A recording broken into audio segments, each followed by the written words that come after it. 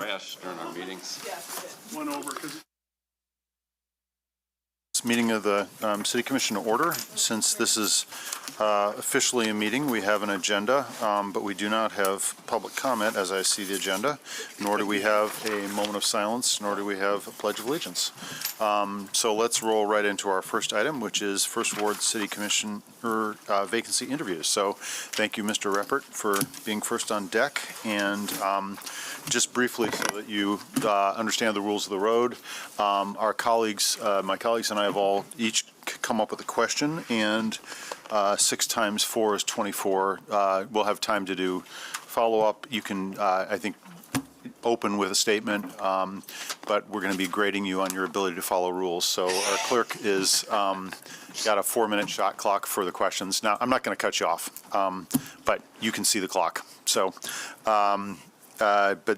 So you'll have 4 questions, and then if there's anything you want to add, or anything that didn't get covered by our questions, so feel free to have a closing statement. But yeah, thank you. So if you want to introduce yourself, sure. We all know who you are. We all know who all 3 are. So go ahead. Great. Well, today was interesting. I walked in the building and then walked right out again after a tornado drill. Yeah. But I hope that you all are finding some joy in the sun. I've been out this week looking for mushrooms. They're out in the woods, and so it's a beautiful time in our city. I'm Kurt. I'm familiar with all of you a little bit. I live by John Ball Park. My neighbors there, I love my neighbors. They're active, they're engaged, they're incredibly vibrant people. I live there with my partner, Mattia. We've been married for 24 years.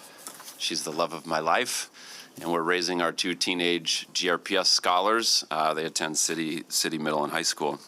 I serve as an elder at my church, Servants Community Church, which is a welcoming and affirming congregation. And I've spent 20 years doing community development on the west side at a place called The Other Way Ministries, where Alicia Marie Belchek is a board member.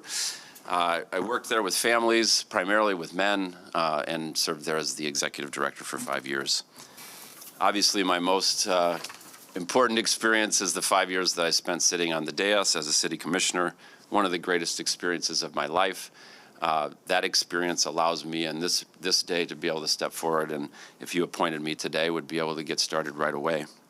Since I left the commission, I've been working for Well House and Family Promise and about 15 other nonprofits as a consultant, raising money and supporting the good work happening around our city, staying close to the city staff that make things happen, and staying close to the residents of the First Ward.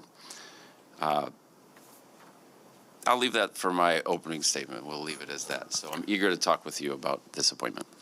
Great. Since you didn't, we didn't start the clock on that. Did you get the questions in advance, or are these coming at you blind?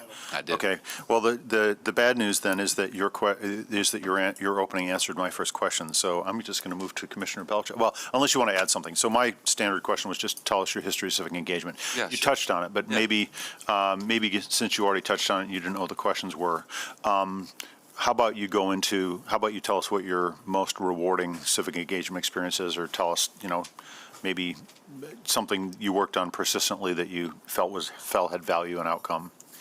Yeah, the thing that I am most proud of since leaving the City Commission is the partnership that I've helped agencies form with the Grand Rapids Housing Commission. So as you know, when I was sitting right where Commissioner Knight was sitting. Carlos Sanchez stood up and said that there were 200 underutilized vouchers in the Housing Commission system. And I locked that away because that's like low-hanging fruit. If we can activate those vouchers, we can get 200 people into housing. I've now since helped Well House, AYA Youth Collective, and Family Promise get project-based vouchers, which in the uncertainty of our federal funding environment gives a little bit of certainty to those nonprofit developers so that they can move forward. And those vouchers are guaranteed for 20 years. So they can relax, they have sustainable funding. And so out of those vouchers, those vouchers are worth, millions of dollars over the course of 20 years. And so those 3 agencies can breathe a little deeper, and those units will be permanently affordable. So that's something that I've worked on. That's the thing I'm most proud of since I left the commission. Cool. Lindsay's an incredible leader. Commissioner Belchek. Wonderful. Thank you for that, and thank you for all that you do to help get us affordable housing. So you have some familiarity, so you know this role doesn't slow down for competing demands, so prioritization and follow-through really does matter. So here's a scenario.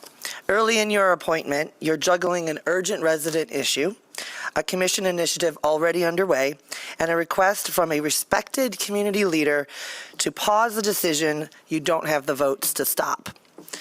You can only do one meaningfully to advance. What do you prioritize? What do you defer? How do you work within those constraints to influence the outcome and communicate your decisions?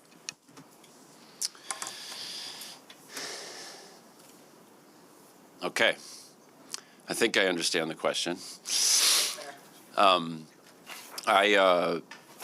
There's always a lot of juggling, and in addition to the work of the city commission, I have my own work personally, right? So as do you all.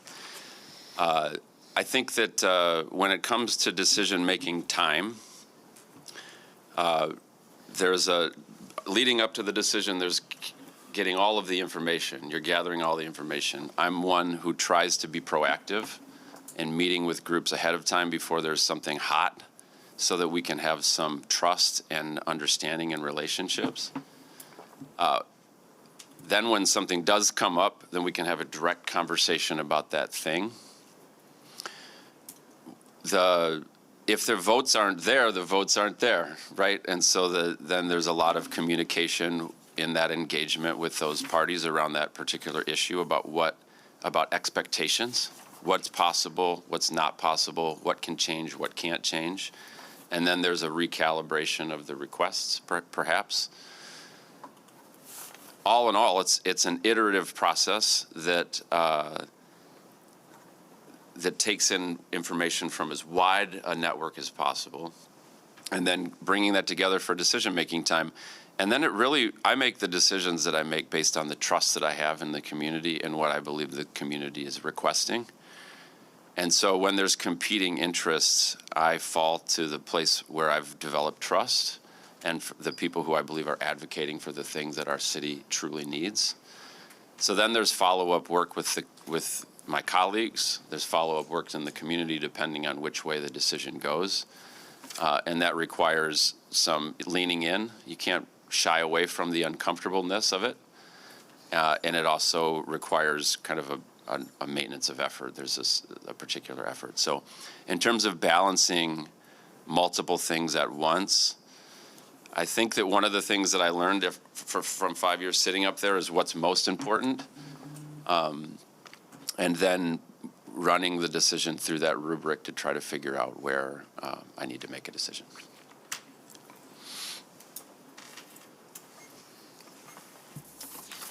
Great. Commissioner Yasasi. Good morning. Thank you, Mayor. I'm actually going to switch my question because I think Commissioner Knights and I are a little too similar. And so, but I will ask the same question of every single candidate. Mine won't be a story problem like Commissioner Belcheck's. Mine is going to be, how do you balance the needs, wants, desires of the multiple constituencies that a commissioner has to hold, right? We're a city that is funded by our income tax, so we want businesses to be here, we want them to be successful. But how would you manage the needs, demands, wants of our neighbors, community groups, business owners, both large and small? Thank you. Thank you. One of the things I love about the work of the City Commission is the diversity of the work. One day you're at a corridor improvement meeting, the next day you're meeting with a housing developer and trying to figure out what they need to get something off the ground. The next minute you're at a small business having lunch, figuring out how you can promote their business, showing up at a ribbon cutting. I think that for me, I love the full scope of the work, and I was committed. I showed up to all of the places where I was appointed, fully prepared. And so when I think about kind of balancing the nature of that, obviously the place where I have to push myself is to meet with people that aren't in my immediate network. I've already, leading up, as soon as I put my name in, I've already met with quite a few people in the ward that I worked with before, from the neighborhood associations, from the Climate Coalition, from my affordable housing friends. I'll continue to meet with those people, but we already have an understanding about what we want to see happen in the city. I think that if I was given this appointment, there would be some impetus on me to reach out to some of the people that I'm not in regular communication with. I don't think I would have trouble with city staff connecting with you all, but I would have to do some outreach. You know, I used to sit on the board of the West Fulton Business Association, but I since let that lapse since being off the commission. You know, I haven't been attending Corridor Improvement Authority meetings. Those are the places where I get connected to business folks who have different concerns, different needs, different things that they want to see happen. But I think that, I mean, I have a great record of showing up to every ribbon cutting and celebrating business in the First Ward. I would continue to do that in this interim time, as much as a ribbon cutting maybe isn't as high priority in an 8-month period as trying to solve that policy thing that really is going to help activate retail in a new way. But when I was on the commission, I had a strong partnership with Rich App and that retail specialist program. I know that just kind of sunsetted, but we would have a regular communication about how we could support the business corridors of the First Ward and the individual business leaders. So, you know, like I said on Friday of last week, I vote with my time. I try to show up into the places where maybe aren't getting any love from commissioners. And there are some things happening right now in the First Ward, very pressing things, the amphitheater, the soccer stadium, the zoo expansion, that really require a lot of engagement, a lot of patience, a lot of understanding. And that's where I feel like I can step in right away.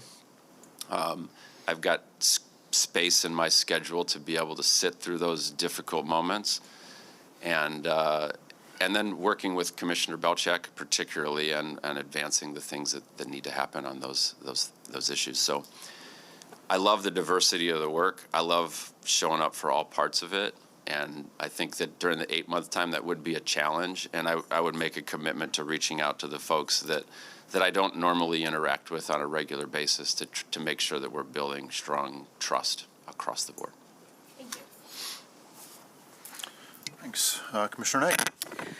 Thank you, Mayor, and thank you, Commissioner Sassi. I looked down and I said, boy, we great minds. And we're dressed alike. I know, right? Great minds.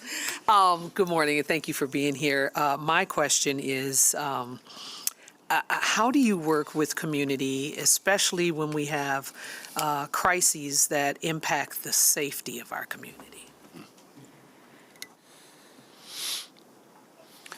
Yeah, as I mentioned before, the way that I tried to do it was to have proactive groups of people that I met with on a regular basis when there wasn't something hot happening. So I did that with the Climate Coalition. I had a group that met with me around policing policy and strategies. I had a group that I met with around affordable housing. I had 3 kind of trusted circles of people that I met with every month when I was a commissioner to talk through what was happening. And then primarily during the budget season, we would have an intensity of meeting together to figure out, is there something in this budget that could be impacted? I think that if I was given this appointment, I would approach it the same way. The most important relationships that I would form would be with you all. The work can't get done unless we're meeting together regularly. As I mentioned last Friday, my top priority would be being a teammate to Commissioner Belcheck, sharing the load, making sure that if she couldn't show up to something that I could, and vice versa, and making sure that we're in agreement about making sure we're getting stuff covered. Outside of that, then it's about the work, and so I think I've done a fair amount of thinking about what could be possible in an 8-month period, but really that depends on you all and what you have cooking, what you're thinking about, what you're working on. So in my mind, it's a one-on-one meeting with each of you right out the gate to say, how can I support you, what you're working on, what do you see coming up in that 8 months that you would want to prioritize and accomplish?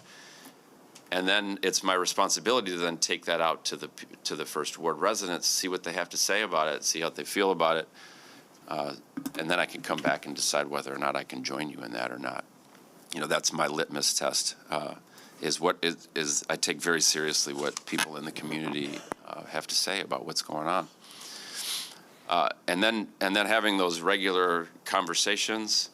And, you know, when we're talking about safety, and hopefully we'll get to talk more about public safety, but it really is, you know, a phrase that I use and is approaching public safety from a holistic standpoint. You know, public parks and green spaces are as much a part of public safety as policing, as is affordable housing, as is all of the ways that these things intersect.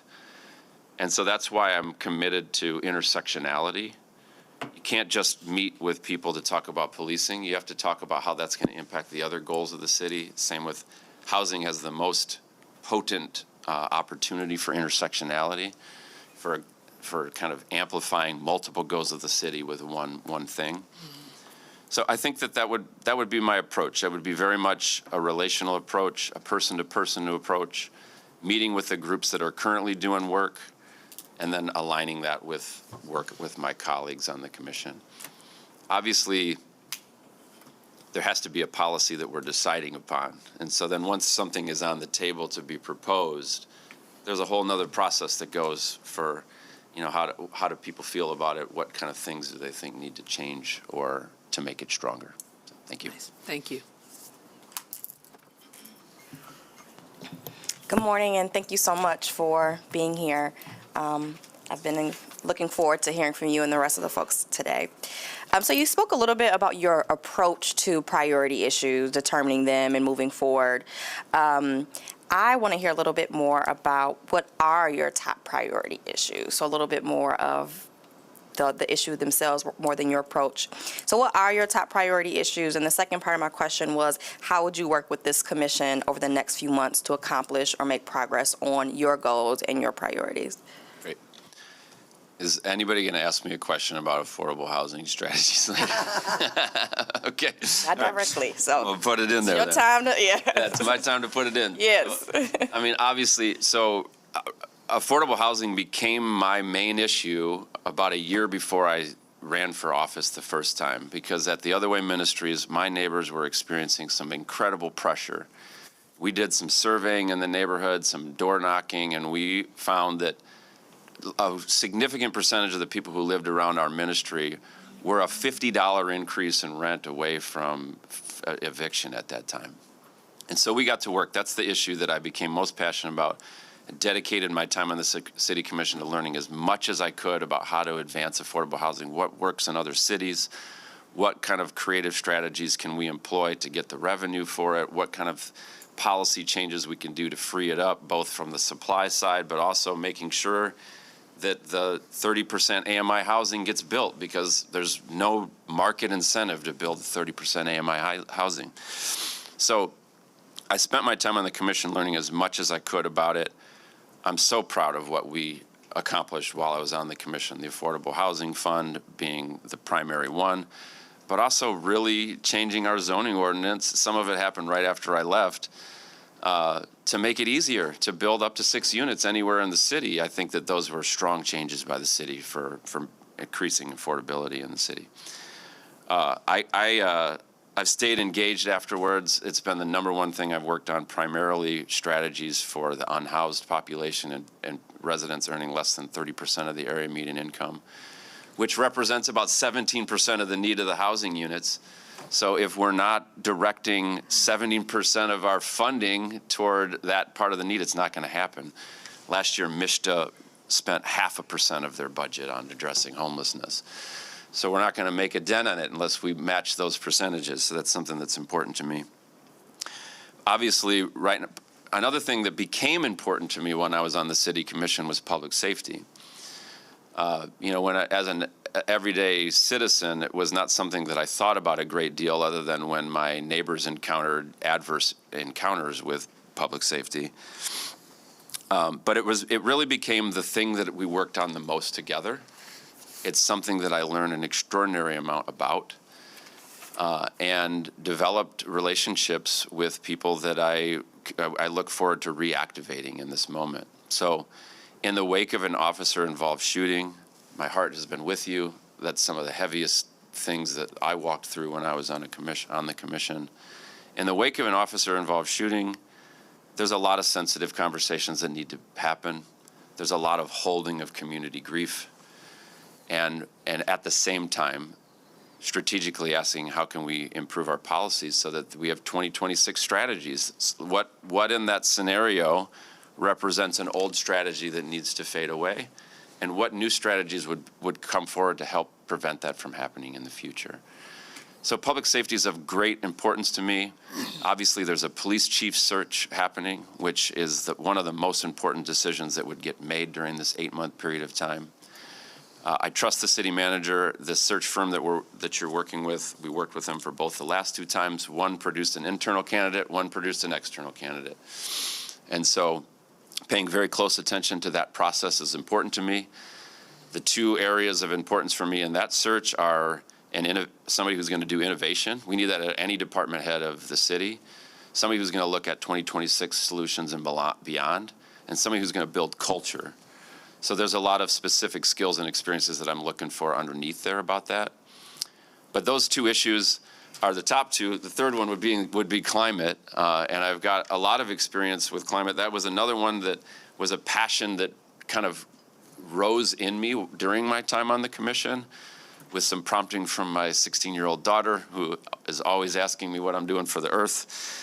I've got a lot of things that are hanging out there that were a little left undone when I finished on the commission around that I would love to join you in finishing. So there's more to be said there about how to make it happen. But those are the priorities that I would have coming in. The main one being a great teammate to Commissioner Belcheck during 8 months. I heard the discussion loud and clear. What's needed is some support and some stability. Thank you, Kurt. Thanks. Commissioner Godar. Thank you, Mayor. Good morning, Mr. Repart. Thank you so much for being here with us this morning and taking part in the appointment process. I know firsthand it is quite an interesting process. Although I continue to state that I believe it is flawed, I am very thankful that folks like you are stepping up to serve their neighbors. So thanks for being here with us. So my question for you is, how have you worked with frontline communities such as Black, Indigenous, and other communities of color, older adults, people with disabilities, and residents who are often most directly and most heavily impacted by economic, environmental, and public service challenges? And how would that experience shape your priorities and decision-making as First Ward Commissioner? Thank you.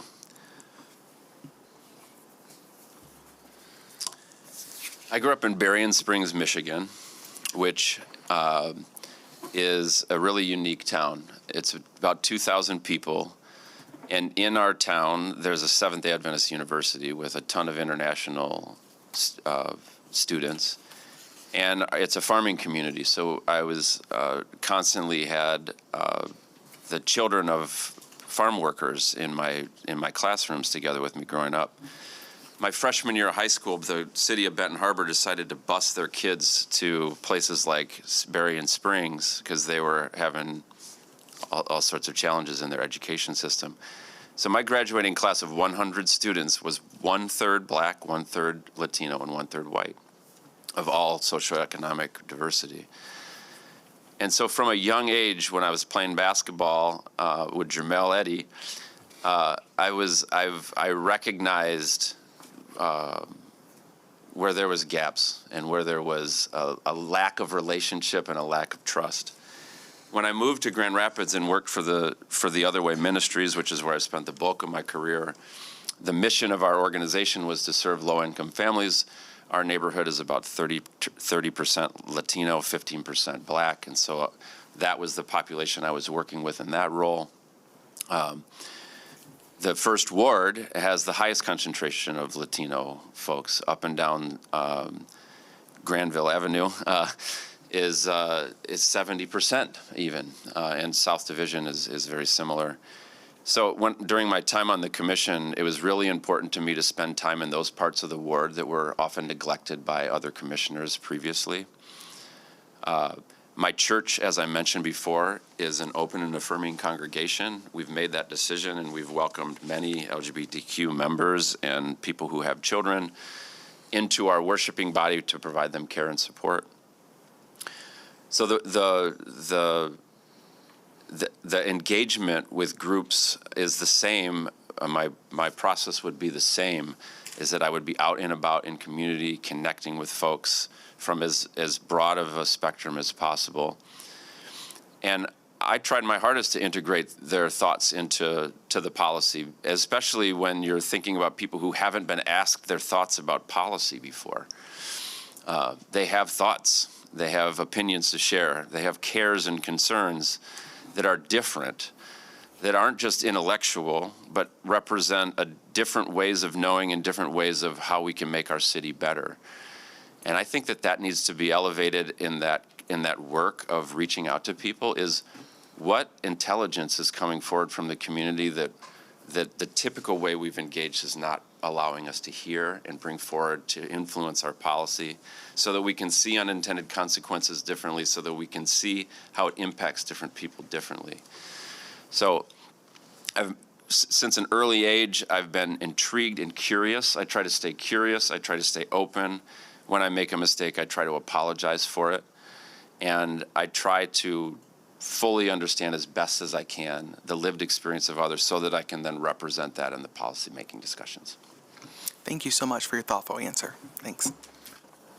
Thanks. So those are your 6 questions. All right. So feel free to tell us, fill in the gaps. Anything you want to say or closing statement, that'd be great. Well, I'm not just doing this to get my free parking pass back, although that would be really nice.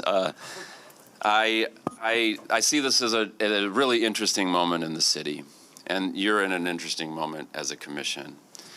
And there's some real heavy things that you're dealing with, some real pressing things that you're dealing with. There are things, well, I don't claim to be an expert in. I have sat through those discussions before, navigated them in partnership with my colleagues, navigated them in partnership with the community, tried to do it with humility and as fully prepared as I could possibly be. Whenever I go, I just went to Cincinnati with my son. I'm driving around other cities. I was just in Detroit with my daughter last weekend.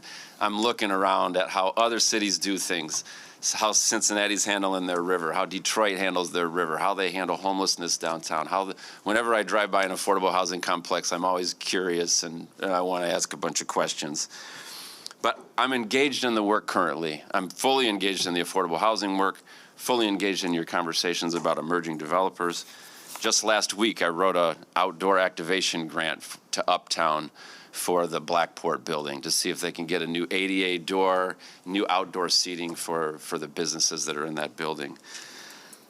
I've passed 5 city budgets as a city commissioner. That's the very first thing that would happen after this appointment. I've been watching your meetings, and I realize it's not so bad. I also realize that the work of a city commissioner is not very sexy. It's often very mundane and a lot of details. But I've been watching those meetings. I watched the quarterly budget update by the city manager, and I can tell that it's a precarious time. And so it requires prudence when passing the budget. This is a time for stability. It is a time for leaning into these critical issues that you're dealing with to try to make sure that those policies get as far as we can make them for the community as possible. While I was on the commission, I developed great respect with my colleagues. Commissioner Yasasi and I will share that experience for the rest of our lives. With the city manager, the city clerk, the city attorney. I was a part of the selection of Phil Strom. I think that was an excellent choice. And John Glebensky in the back. I can't forget John. But I loved working with the appointed officials. I loved working with the city staff. I show up as a prepared person. I show up with a relational person. I'm a nurturing person. I show up as a teammate. The First Ward has a history. There was Walt and Dave, and then there was Dave and John, and then there was John and Kurt, and then there was Kurt and Drew. And Alicia Marie deserves a teammate to represent the First Ward. This is a big moment, and it would be a shame to leave this vacant for the time. There's a lot of work to be done. So I come to this with respect for you, respect for what you're working on. I come hoping to bring some wisdom, some stability, and all of this experiences that I've shared with you. There's a lot more that I can talk about it. This work is meaningful to me, and it's something that I believe that in this 8-month time, I could step in this afternoon and be ready to help you right away. So thank you for your time and attention to this process. Thanks. Thank you. We have a 20-minute break. Because we put out in 45 minutes. Okay, so 15-minute break, you mean, or 20? So it'll be 10:50 is the Okay. scheduled. So everyone can go off and play Grand Theft Auto or something. We got a 20-minute break. We'll be back at 10:50.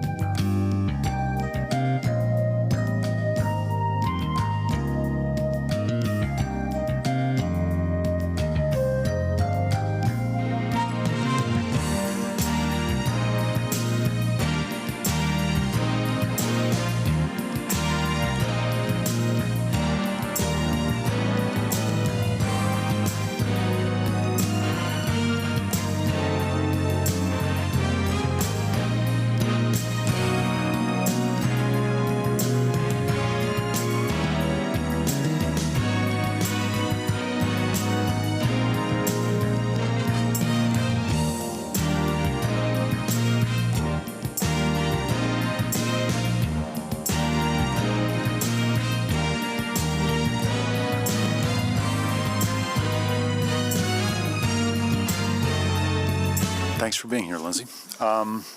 You sat through the first round in the back, I saw, so you know what's up. So why don't you go ahead and start with giving us an opening statement? Feverishly scribbling notes. Glad I wasn't first. Lindsay Perez Plesher. I'm a lifelong resident of Grand Rapids. I bought my house in around 2008 in the first ward. I've been there ever since. Can call myself officially a West Sider now, I think. I'm mom. I've got a 16-year-old and a 2-year-old, and my husband's supposed to be here, so we'll see if he walks in. I grew up in a pretty blue-collar family. My dad was a carpenter in a carpenters union and later worked at Steelcase. So back in the days when you could work a job like that and support a family. So my mom was a teacher, but she was able to stay home with us and plan block parties and do the things that we used to do back in the 80s and 90s. And so I don't know how long you want me to go, because I know it's like kind of your first question. Well, we had plenty of time. Kurt didn't even approximately hit his 45 minutes. So Oh, okay. 6 times 4 is 24. So I guess you can, if you have 24 minutes for the questions, that gives you 20 minutes on the front end or the back end, or to split in both. If you want to run out the clock. In other words, don't be worried. I don't think you're gonna. Sure. Yeah, so I'll just kind of go right into my life then, I guess, and qualifications. Grew up in a blue-collar family. After high school, I went to Guatemala and worked in a home for children, where I learned Spanish and learned a lot about the history of the U.S. and Guatemala, and that kind of started a trajectory of learning about immigration and like the push-pull factors and how 70 years of kind of abhorrent U.S. policy has created the situation it has in a lot of Latin America that's pushing people, driving people north. I came back to the U.S. and got a bachelor's degree from Grand Valley in psychology with a minor in Spanish. And then I went on to Western Michigan University and got my master's in community-based counseling. Being a therapist in the mental health world in general, and then a therapist for the last approximately 20 years, and doing community-based counseling, I've worked with the most struggling aspects of our population. It's given me an intimate look at the factors that come together to create, to cause someone to become unhoused, who previously had a job and was pretty stable. All the factors that come together that cause a child to have contact with CPS or go into foster care, the factors that come together to cause someone to have a run-in with law and contact with the police.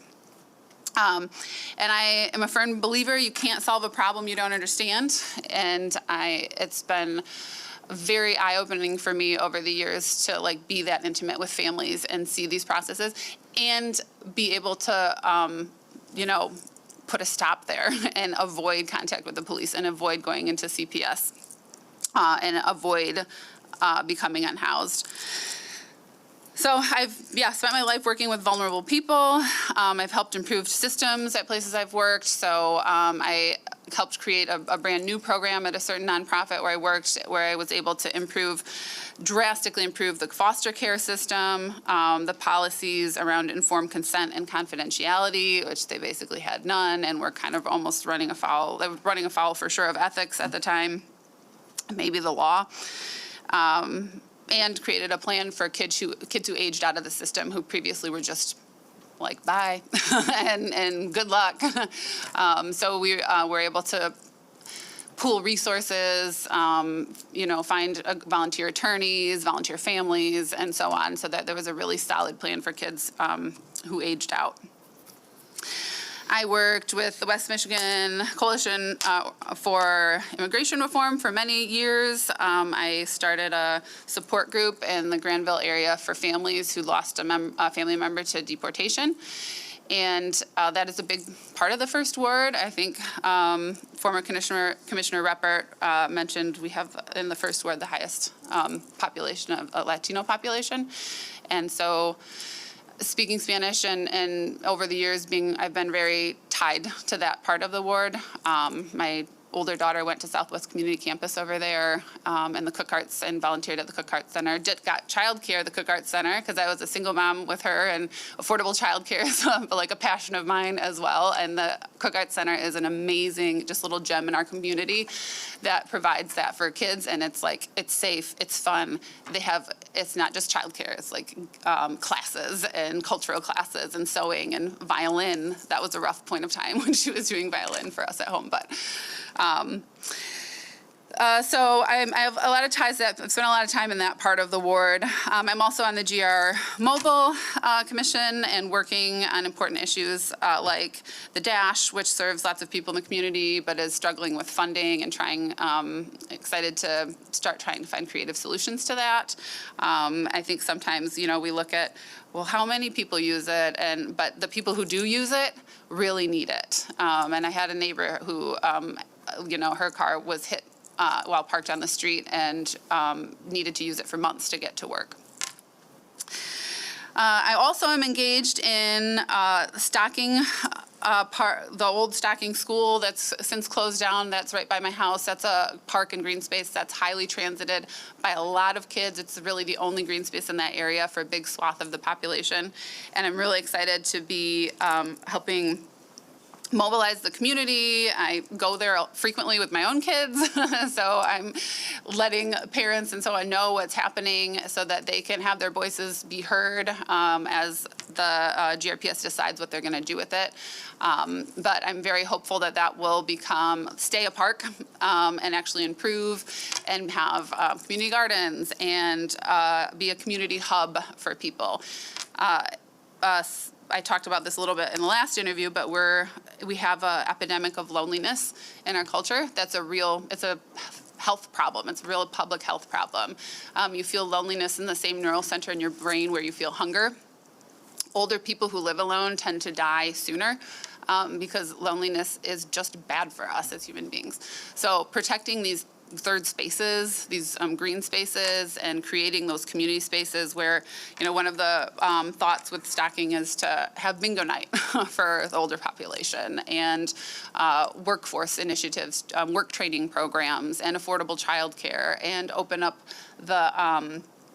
the gym in the winter for kids to have a place to go still.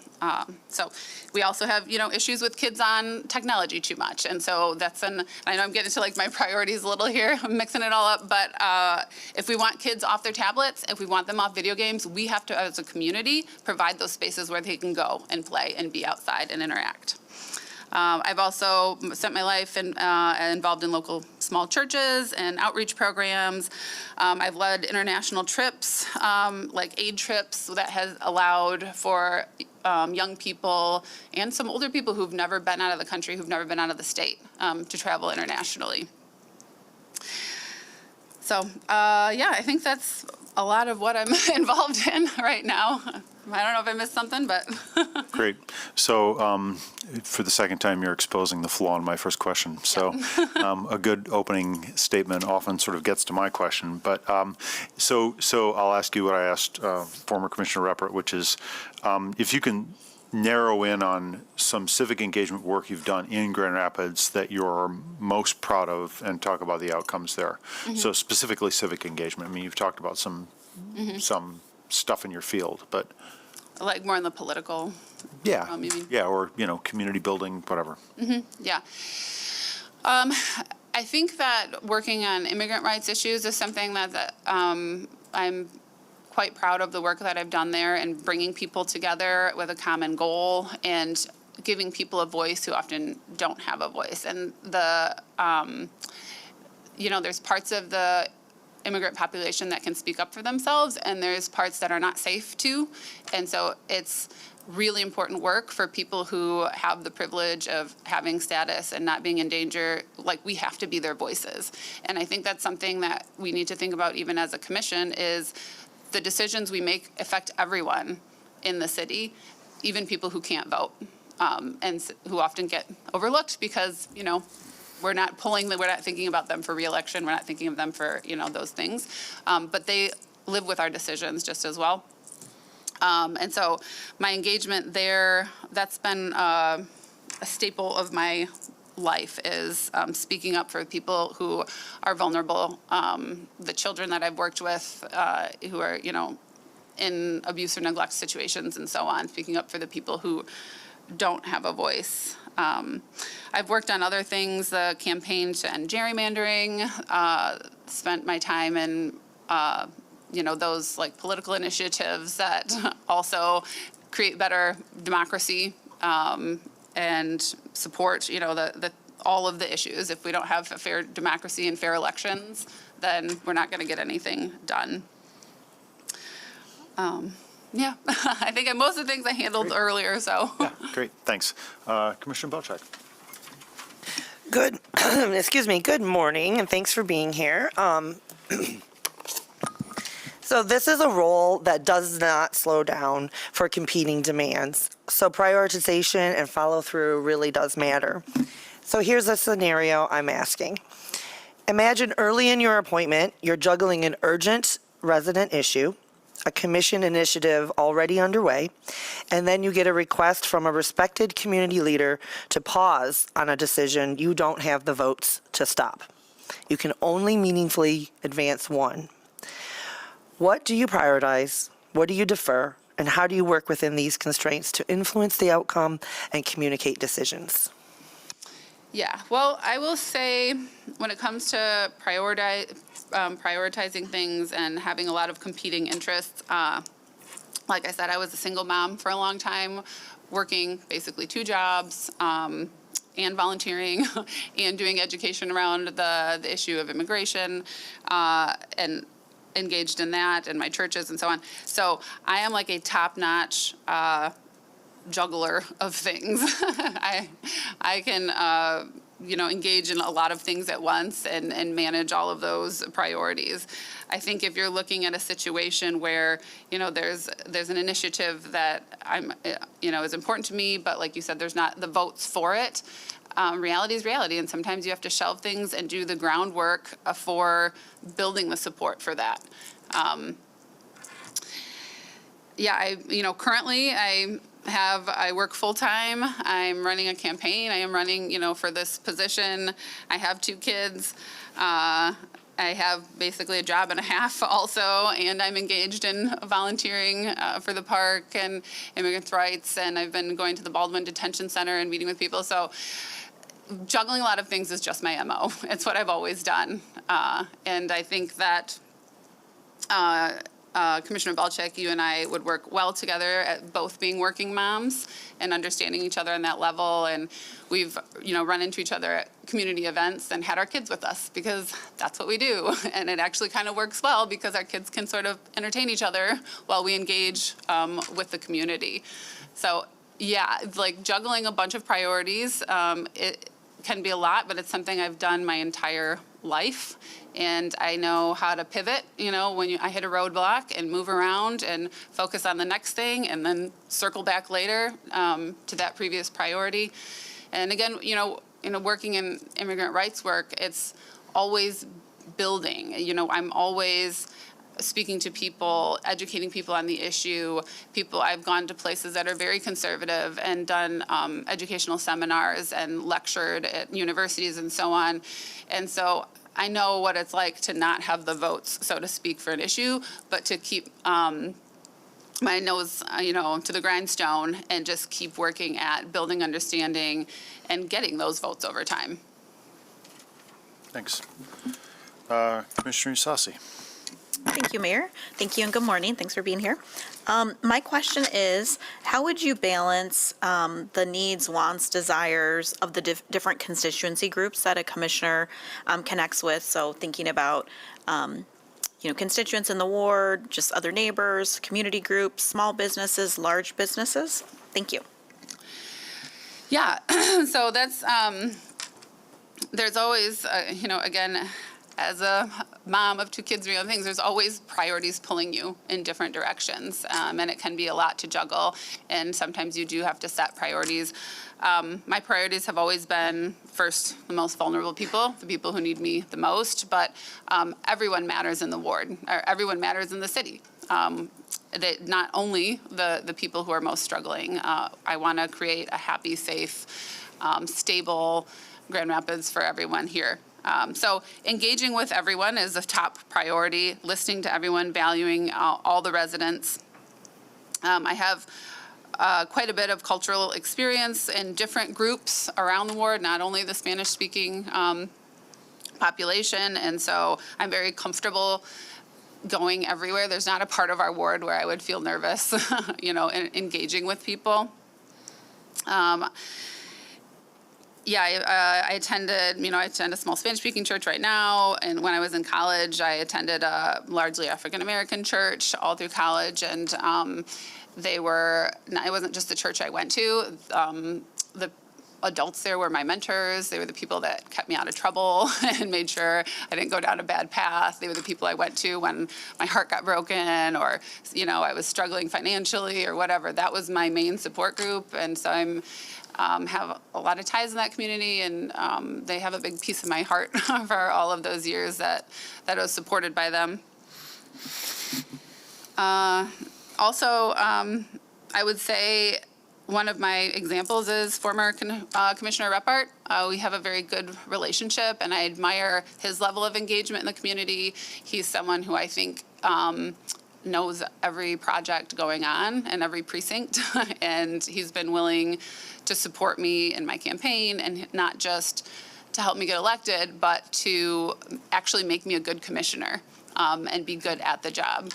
And it's been wonderful to learn from him and to have his sort of mentorship in this process. So that will be a support that I know I'm confident I will continue to have moving forward. And as far as managing, the needs of the community, I have, like all of you, I have another job. I'm very fortunate. My job is pretty flexible as far as the schedule goes. My supervisor lives in my ward and signed my petition to get on, and is very supportive of me doing this, and has kind of said, whatever it is you need, we'll arrange your schedule around this job so that I can actually be available and make it to those community events and engage with the community and meet them where they are with what they need. And as I mentioned before, I think Commissioner Belcheck and I would work really well together and can kind of tag team community events. She's also out there quite a bit. I run into her wherever something's going on, and having our kids starting to get to know each other and be able to entertain each other, that also will help me with being available to meet with all of those groups and try and, the goal is to prioritize everyone, but, sometimes you have to make choices, and my choice will always be the most urgent need, but not to forget about anyone. Great. Thanks. Commissioner Knight. Yes, thank you. Thanks for coming, Lindsay. My question is, how do you work with community, especially when we have a crisis that impacts the safety of our community? Yeah, I think that's a great question. And again, being in mental health, crisis management is something that I'm pretty accustomed to dealing with. And the first thing is to show up and be there. And I have to mention a well-known community member, Robert Womack, Commissioner Womack, who I see wherever people are hurting. Whenever someone's having a hard time, whenever something bad happens, he's just there and saying pray for the family and be with the family. And that's something that I think is important to, as a community leader, to just show up, to just be there. It's not always about fixing the problem. It's not always about legislating, even though those things matter. A lot of it is just being present. And former Commissioner Reppart said holding grief, and just holding grief with people. Validating feelings, even when there's other controversial issues going around, you can always validate someone's feelings, and you can always sympathize with someone's feelings. So I have experience with crisis management. I think another way I would support them is just utilizing the experience of the team. You guys have all been doing this for a while, and I respect your wisdom and your experience as well, and working with you and how to manage those crisis situations. Also, connecting people to resources. That's another thing, being in the with a social work background that I'm very accustomed to doing is, listen to how people are doing, identify the issue, validate their feelings, and then problem solve and work to connect people to resources, decide on appropriate intervention. And I also think another issue with crisis in the community is, people want answers, and we're some of the most accessible politicians. As soon as I joined GR Mobile, before I even had my first meeting, I was pulled aside by a community member with a whole list of things he wanted moved and changed and different. And so that's something that you guys deal with. You know this. People are, whether you can do something or not about the issue, people are here because we're very accessible. And so I think a piece of being a good commissioner is just educating people on what the commission does, what we can do, what we can't do, and helping direct people in the right place. Like, who you really need to be talking to is a state representative, and that they're the ones that legislate on this thing, and so on. So people have a direction to go with their emotions and their energy from that whatever situation they're dealing with. Thanks. Commissioner Perdue? Yes, good morning. Thank you so much for being with us. I've been excited to hear from you and get to know you a little bit better in this forum. So I would like to ask about your top priority issues. So what are your top priority issues? And the second part of that question would be, how would you work with this commission over the next few months to accomplish or make progress on your goals and priorities?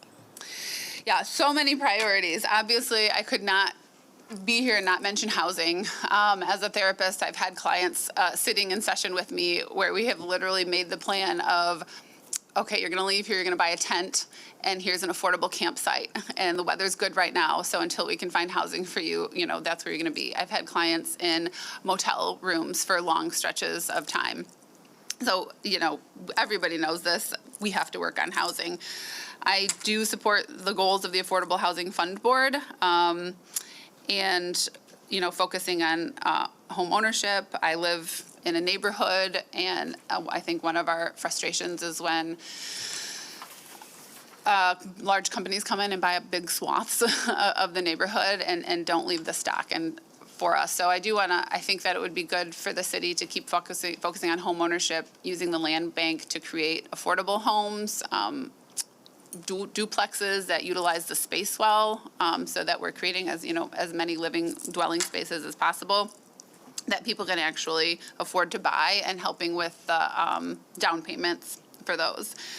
I know that the research has shown we need to work on all levels of housing, and that does the most for helping everyone, but obviously we need to also focus on the neediest populations and the people who are closest to becoming unhoused or who are unhoused. I believe Mr. Reppart brought up Well House and the population at 30% AMI. That also has to be a priority and is a priority for me. And I would like to engage with and support places like Well House and ICCF in the work that they're doing. I'd like to help focus on Grand Rapids growing in a way that protects our neighborhood feel and the stability of kids growing up in a home that they can go back to. I met a child a while ago in my neighborhood who'd moved 7 times in his life, and he was 13. And that in itself is a trauma, when you have to change schools, when you have to change homes, when you don't have that stable place. Public safety is another priority for me. Being in mental health, I have had the opportunity to work with law enforcement very successfully on some cases, combining those two approaches, and sometimes unsuccessfully. And I've been able to see where law enforcement can drop the ball when they're not trained well, and don't have the techniques that they need for engaging with certain parts of the population. I know our co-response team, there was a study in 2005 that in their first 3 years, they helped divert 1,100 emergency room visits, 1,200 ambulance, and 500 jail visits. And they started out with just one person. So the numbers coming from them are very good. I think the time of the enforcement-only approach to public safety has passed, and we know that their access to mental health is tremendously important. Amongst other interventions, I had a client years ago, a 13-year-old kid. He was a single parent family. His mom worked a lot, so he was by himself after school. He was by himself all summer long, and he told me when I took the case that he was considering joining a gang out of sheer boredom. He just had nothing to do. And as a community, we're going to have to come together, I believe, and this is another, I'm not going to get to all my priorities, but summer programming for kids, I think, is really important and is a big part of public safety. What the adage is, the idle hands are the devil's tool or something, but bored kids are not a good thing wandering around the city. They need to be using their imaginations. They need to be engaging. They need to have like appropriate, responsible adults, oversight and investment in them. So as a community, we need to come together and invest in our kids and provide some of that programming. The climate, of course, I'm very happy about the CAP plan that you guys passed, and I would be thrilled to help implement that. And we're doing a lot of things in my own home to reduce waste and trash that I think all of our residents could do relatively easily. And I would love to be part of initiatives to help reduce waste particularly. Cool. Last but not least, Commissioner Kilgore. Thank you. Thank you so much for being here and being a part of the process. I deeply value you stepping up to serve your neighbors. If you could, my question for you is, how have you worked with frontline communities, such as Black, Indigenous, and other communities of color, older adults, people with disabilities, and residents who are often most directly and more heavily impacted by economic, environmental, and public service challenges? And how would that experience shape your priorities and decision-making as First Ward Commissioner? Yes, great question also. I've already talked at length about I speak Spanish and I have strong ties to our immigrant community. That informs how I think about the ward and where we should go. And I spoke about how my experience, some of my experience in the African American community. I'll tell a couple stories because when I was part of that church, that predominantly African American church, when I was in college, I had a lot of interesting, I guess you could say, experiences. In one situation, I was picked up by a friend of mine, a young African American man. He was a Cornerstone student at the time, really great, going places, good kid. And he was giving me a ride somewhere, and a police officer got on our tail and followed us and forever until we were just almost out of his jurisdiction, finally pulled us over and said to my friend, I just need to make sure this is your car, or this actually belongs to you. And so that was one of a number of very eye-opening experiences for me, not just that these are the experiences of people of color, but that the emotional and psychological impact of that. It was a sad moment, and I saw how that deflated him. I saw how that made him feel, and I'm very sensitive to the fact that, we know expectations on children. In psychology, there's been plenty of studies on the incredible impact of people's expectations of children. They live up to those expectations. And so when we're treating our young people who have, darker skin tones with this expectation that I know you're doing something wrong, I just need to figure it out, that has a deep and negative psychological impact on them. And that's something that I know there's not a quick fix or an easy fix, and something people have been concerned about for many, many generations, but I absolutely want to be part of the momentum behind how do we curb racial profiling and those practices and how they impact communities and people of color. I also, as a therapist, I work with different LGBTQ clients. I have clients who, in some cases, young people who I'm one of the only people in the world that know how they feel because they're not safe in their homes and they're getting, they're afraid of being bullied at school. I've had children I've had to hospitalize with suicidal ideation because of the way they're received by either their families or their school community and so on. So I know that creating a welcoming environment literally saves lives. And that's also something that's just near and dear to my heart, is continuing to move forward in a way that is welcoming and affirming to all of the people, regardless of skin color, regardless of orientation of any type.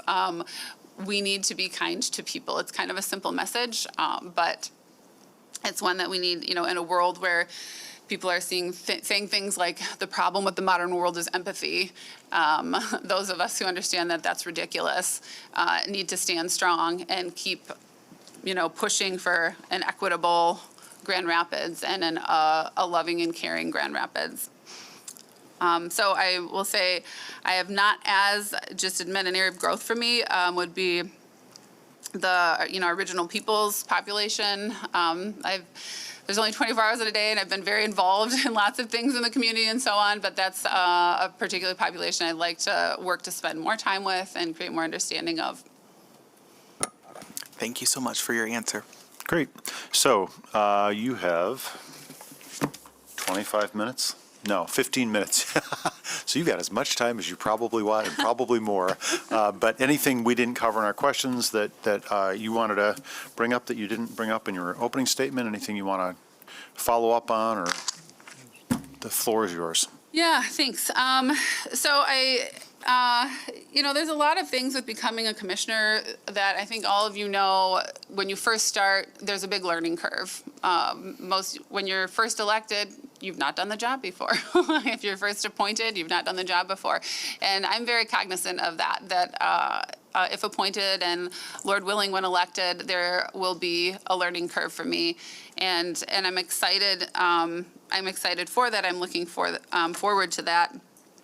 I will say that one of the best things that I bring to the table is that I have a pretty rock-solid moral compass.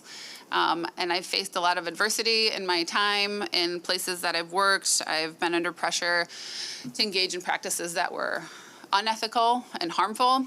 And during times where I was paycheck to paycheck and really needed my job and loved the things I was doing. And I've always said there's something in me that's like stronger than myself, that when it comes down to it, I'm just going to do the right thing, regardless of what the consequences are. And I think that's the thing I most appreciate about myself. In therapy, I feel like it's not that much different than engaging with the community as a whole. I listen to people. I help them define the issue that they want to work on. I validate their emotions. We work on creating innovative and creative solutions to their problem, and I help connect them to resources. And I would bring that same formula to community engagement. Listen to people, help them define the problem, come up with creative and innovative solutions, and connect them to resources. My faith does guide me, the values of self-sacrifice, justice, and putting others first. And since I watch a lot of Disney movies as a mom, I will use a line from Frozen, just do the next right thing.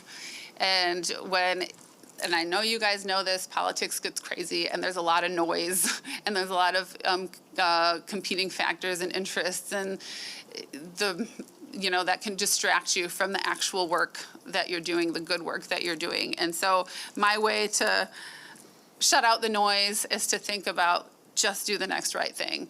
What's the thing you need to do right now that's going to make the world a better place? I also, with my 43 years on this planet, I've accomplished a lot of the things I've wanted to accomplish already.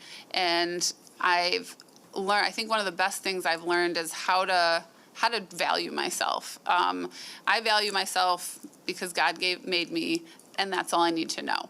And when you have a solid base for how you value yourself, then you can handle everything else that's happening.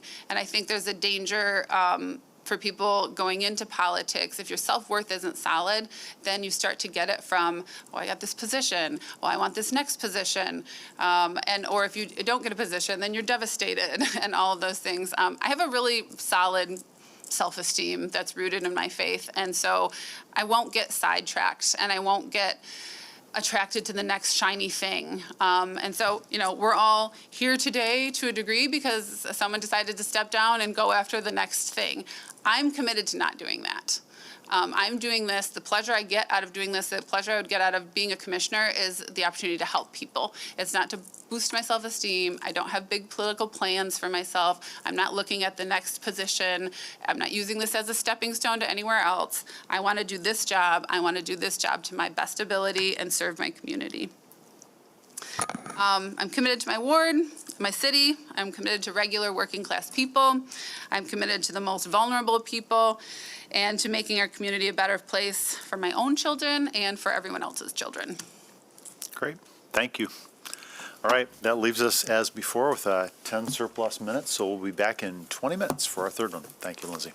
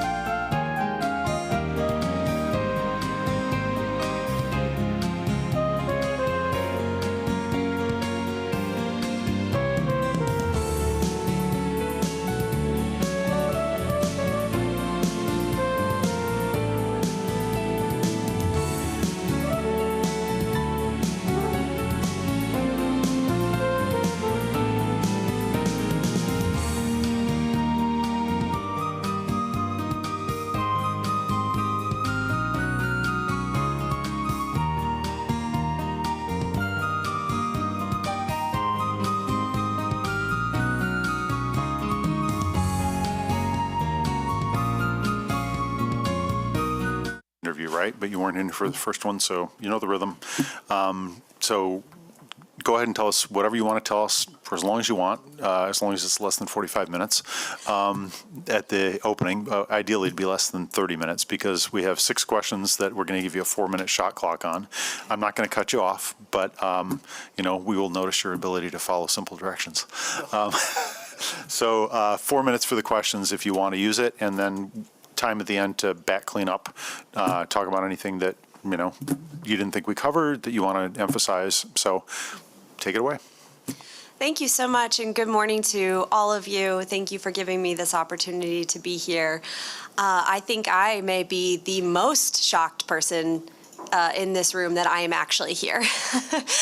And so just to remind you all, my name is Dan Cope, and I am a professor at Grand Valley State University, where I teach interdisciplinary studies, which is a really fabulous program that brings together different disciplines in order to approach problems that have no easy resolution, and look at them from various angles in order to try to get to some kind of resolution, not unlike the problems that many of you encounter here.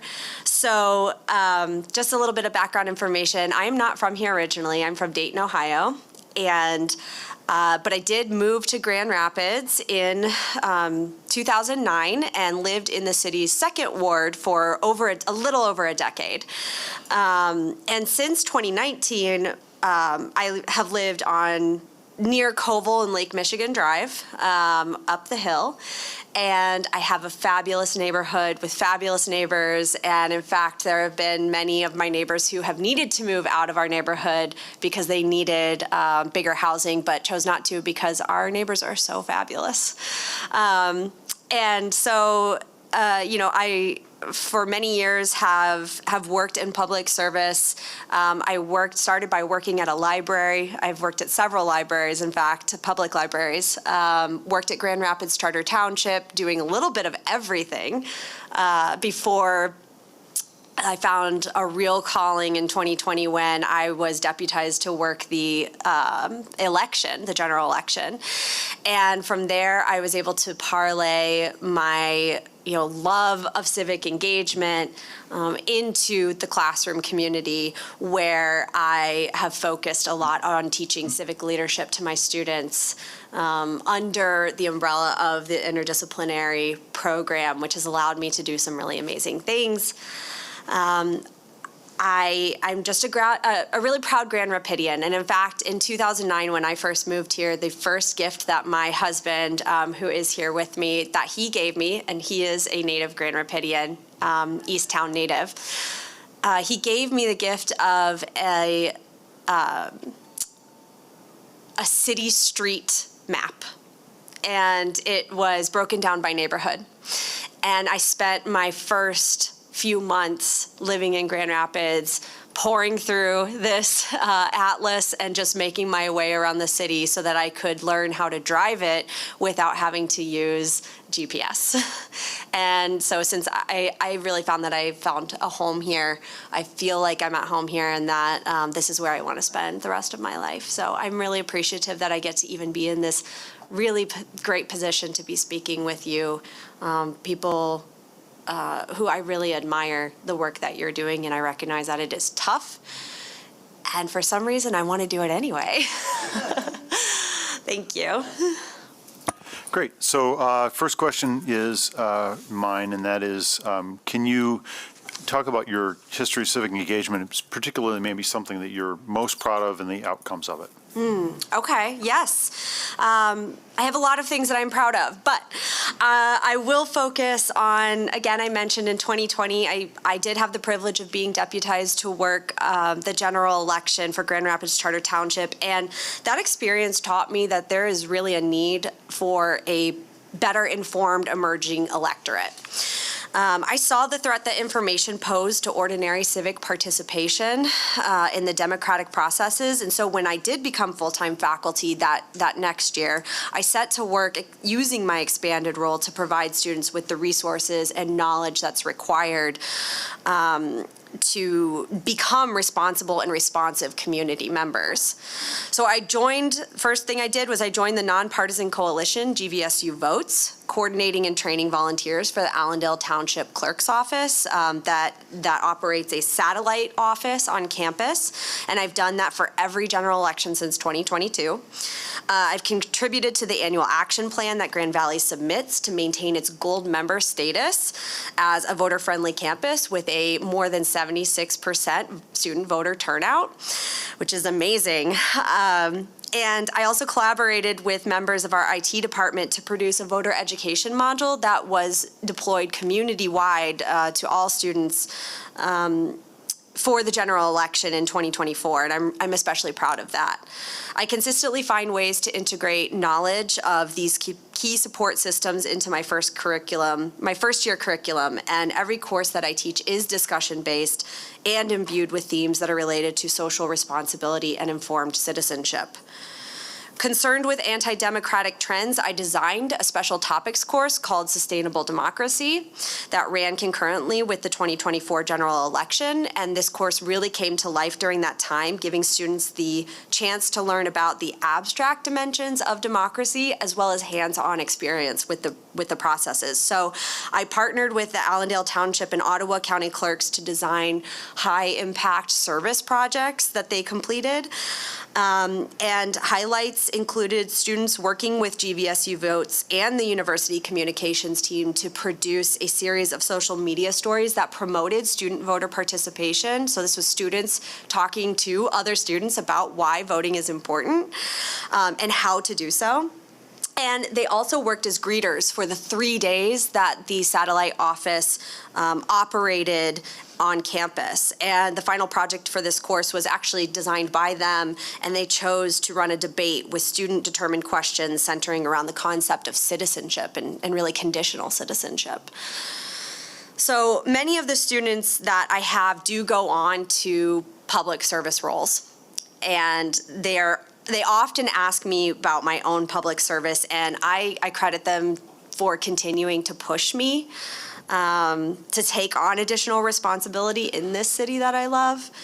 And so I'm just so excited to have found myself in this space and be able to report back to them that, here's an ordinary person just like you who can go on to take responsibility for their community. Thank you. Great, thanks. Commissioner Belcheck. Wonderful. Great to have you in our neighborhood and up the hill, as you said. So as you know, or may realize, this role really doesn't slow down for competing interests and demands. So prioritization and follow through really matter. So here's an example or a scenario to work through. Early in your appointment, you're juggling an urgent resident issue, a commission initiative already underway, and a request from a respected community leader to pause on a decision that you don't have the votes to stop. You can only meaningfully advance one. What do you prioritize? What do you defer? And how do you work within those constraints to influence the outcome and communicate your decision? So just to clarify the question, it is prioritizing between an urgent resident issue, ongoing commission priority, and a request from a community partner to pause an initiative that is underway? Right, a respected community leader to pause a decision you don't have the votes to stop. Okay, thank you. Well, I would see the first duty of this job is to partner with you, Commissioner Belcheck, to provide you with the support that's needed to represent the First Ward. And my own values really align with yours and align with the work that you're already doing. And I feel like, having met you and started working on some projects with you, that we make a really great team. And so the first thing that I would do is bring it to you. Get your expert opinion as someone who has been doing this job and who has been elected, to do this job, to be responsible and responsive to community needs. And get your opinion on how we would move forward as a team together. And if I were to think realistically about what I could accomplish in any given situation, no matter what it was. I think that the first objective of this job is providing support that's required to effectively carry on the work that is already ongoing by the commission. I am regularly immersed in university policy, and so I am well aware of the restrictions that existing frameworks put onto an organization's ability to adapt to ongoing work.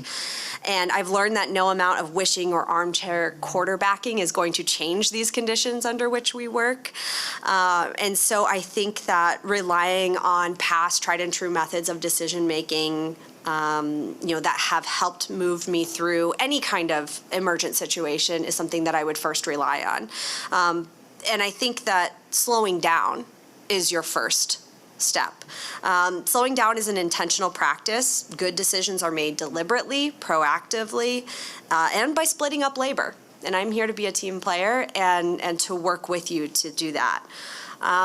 I would also ask questions. What is the most pressing need? And address that first, right? Sometimes emergent situations require us to pivot quickly, but we must make sure that we do so intentionally. I think we would also, the next step that I would do is explain to the community stakeholders, whether it was a resident issue or, a well-respected community partner coming and asking me to try to do something. Well, I think we would need to explain to those community stakeholders that we need to prioritize emergent situations while also following policy and doing so deliberately. And then finally, I would just trust my fellow commissioners. You are doing this work. You are experts in doing this work, and the work has been ongoing, and so sticking to that process and relying on the expertise that is already in place would be my ultimate decision. Thanks. Commissioner Usasi. Thank you, Mayor.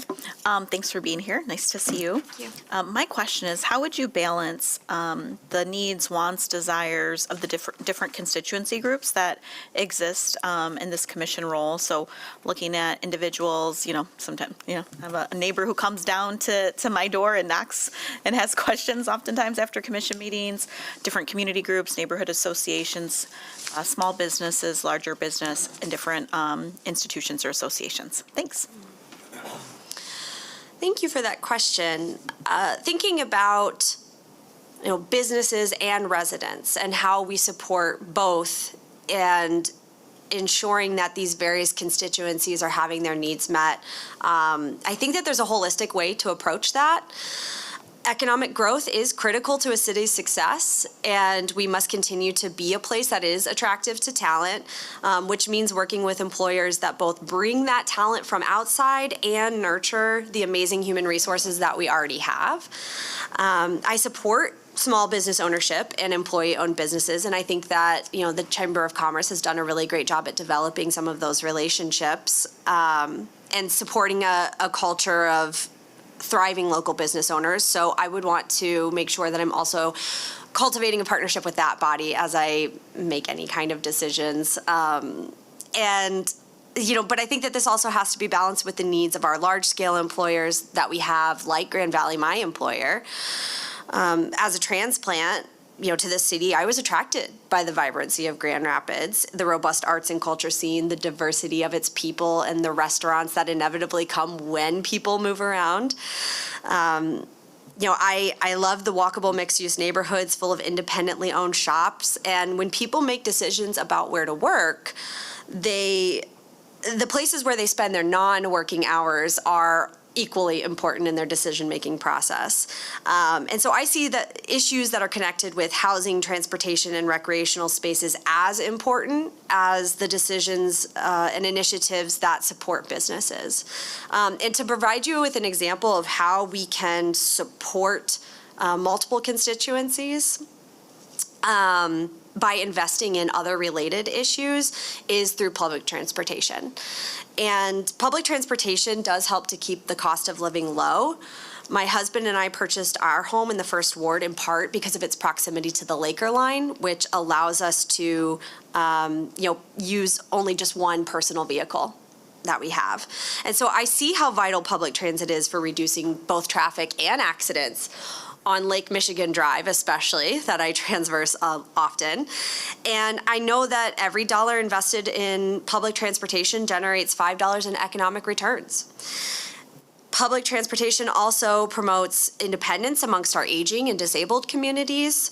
And the service is aligned with the city's climate action and adaptation plan to reduce 30% of total community-wide greenhouse gas that is produced by having too many cars on the streets. And so in other words, and this is getting to the reason why I'm using this as an example, but in other words, providing robust public transportation options is in the interest of all city residents and business owners, whether they ride the rapid or not. And one way that you can ensure that you are meeting the needs of multiple stakeholders at once is by looking at the larger picture and seeing how the pieces work together holistically. And so I would always take a holistic view to see how existing services can work together to support multiple stakeholders at once. Thanks. Commissioner Knight. Thank you. Thanks for being here. Thank you. How do you work with community, especially when we have a crisis that impacts the safety of our community?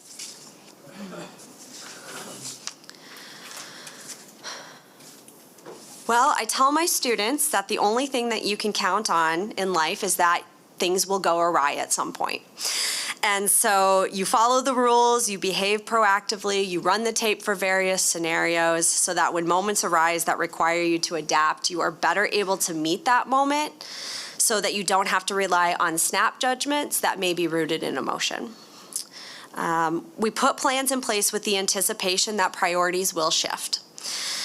But we must also balance this with our existing obligations. And this sometimes means when a crisis occurs and the public is left with questions, that you must educate the public so that you can explain decisions or actions that may be unpopular so that people understand why the measures are being implemented, even if they don't agree with them.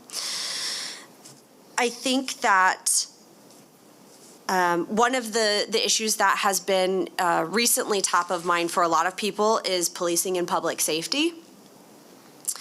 The last National Community Survey indicated that crime prevention and law enforcement services are top of mind for folks, and that's come into even sharper focus lately. I support preventative initiatives, speaking of running the tape, planning for eventual scenarios, but I support preventative initiatives like the Cure Violence Program and the co-response model. After speaking with several members of the Grand Rapids Police Department, I've also learned that some of these programs fall short when it comes to finding long-term solutions. Especially for folks who have severe addiction and mental or behavioral health complications. And so I want to explore a potential bridge between short-term actions and long-term success to better resolve some of those concomitant issues that we see, like chronic homelessness, substance abuse, and violence that can occur when people are living lives in desperation.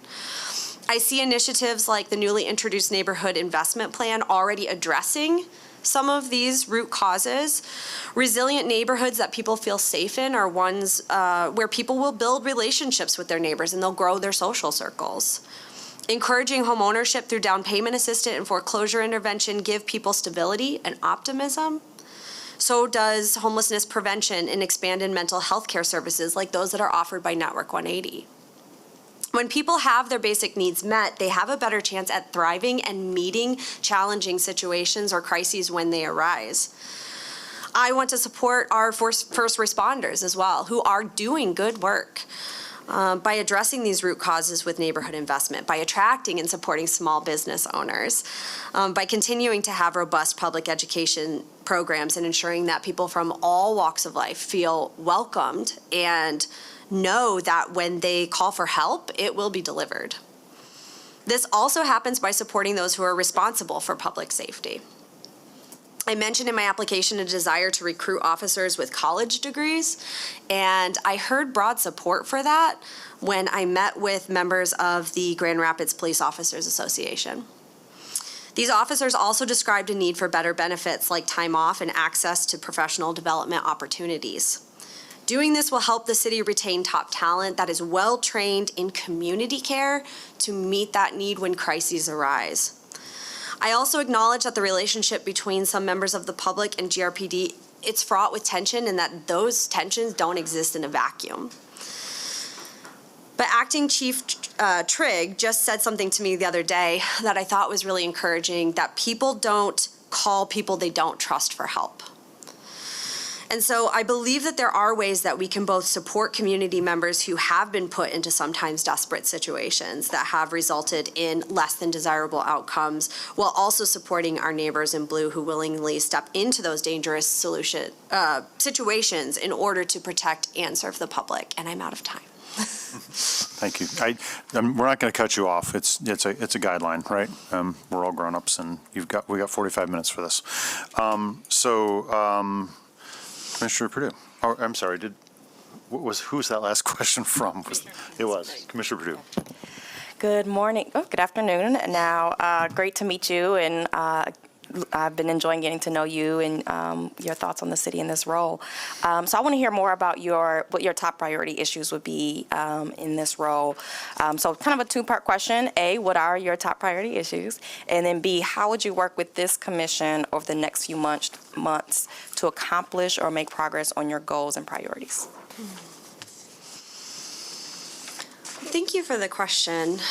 I already spoke a little bit about my priorities around transportation and around public safety, so I'm going to speak a little bit about housing then. The cost and availability of housing is a top concern for many people, and I see this most clearly amongst my colleagues at Grand Valley, many of whom live in the First Ward because of its proximity to the campuses. Because top employers import so many transplants, there does need to be housing options that keep a pace of this kind of growth. And I was dismayed to hear from a colleague in New Grand Rapidian that he paid less to rent a house in Toronto than he does on the city's northwest side. Others describe unsustainable rent hikes and difficulty becoming homeowners because the money that they would be saving for a down payment is being spent on rent. While I'm very impressed with the city's commitment to encouraging homeownership through the provision of fair housing education and counseling, I think that we could do more, including for people who I work with, young professionals who are excluded from some of these public assistance programs that require you to make less than 80% of the median income. I acknowledge that there are limits to what a city can do, especially when working under state policies that preclude rent stabilization. But as I do think that we can explore renter-friendly policies, like writing a tenant's rights ordinance. And as I understand it, there's little policy for protection for reliable tenants who are being driven out by, unsustainable rent hikes, and others may want to break a lease in order to buy a home, but find that they either can't because of the exorbitant fees that they would incur, or because of the intricate timing that would be required to do so is incompatible with the home buying process. Providing renters with better support in the form of protection from predatory landlords would permit more renters to make long-term investments in our community. As the city anticipates the upcoming zoning rewriting process, we should prioritize actions that support both owner-occupied housing, as well as policies that support locally owned property rentals that will advantage renters and prevent many of the private companies from buying existing housing stock only to make a profit from exploitative rental policies, or practices, I should say. So that's a little bit about my interest in housing, but I also want to acknowledge that because I'm not running for election for this role, I see realistically the work that could be done is the role of caretaker. And so I also don't think it would be appropriate for me to come in with too many preconceived judgments on the existing work of the commission, or ideas that may never actually occur. But rather what I can offer are my talents to critically assess the plans that are in place, that are undergoing, to identify potential gaps and ask questions, to seek perspectives from experts and review existing models that have been successfully implemented in the past or in cities elsewhere. I would also work diligently in a supportive capacity to the fellow commissioners. As everyone on this commission knows, when you're elected to this body, you do so with a mandate from the voters who supported your candidacy. And so a caretaker really doesn't have that kind of expectation. And so I believe that, it would be more appropriate for me not to assert an agenda when the work is underway, when really what this calls for is a team member who can contribute to the efforts that have been made by you who were elected to address the voters' needs. Thanks. Commissioner Kilgore. Thank you, Mayor. Thanks so much for being with us, and thank you for taking part in this process. It is commendable to step up to for your neighbors to serve. Thank you. My question for you is, how have you worked with frontline communities such as Black, Indigenous, and other communities of color, older adults, people with disabilities, and residents who are often most directly and more heavily impacted by economic, environmental, and public service challenges? How would that experience shape your priorities and decision-making as First Ward Commissioner?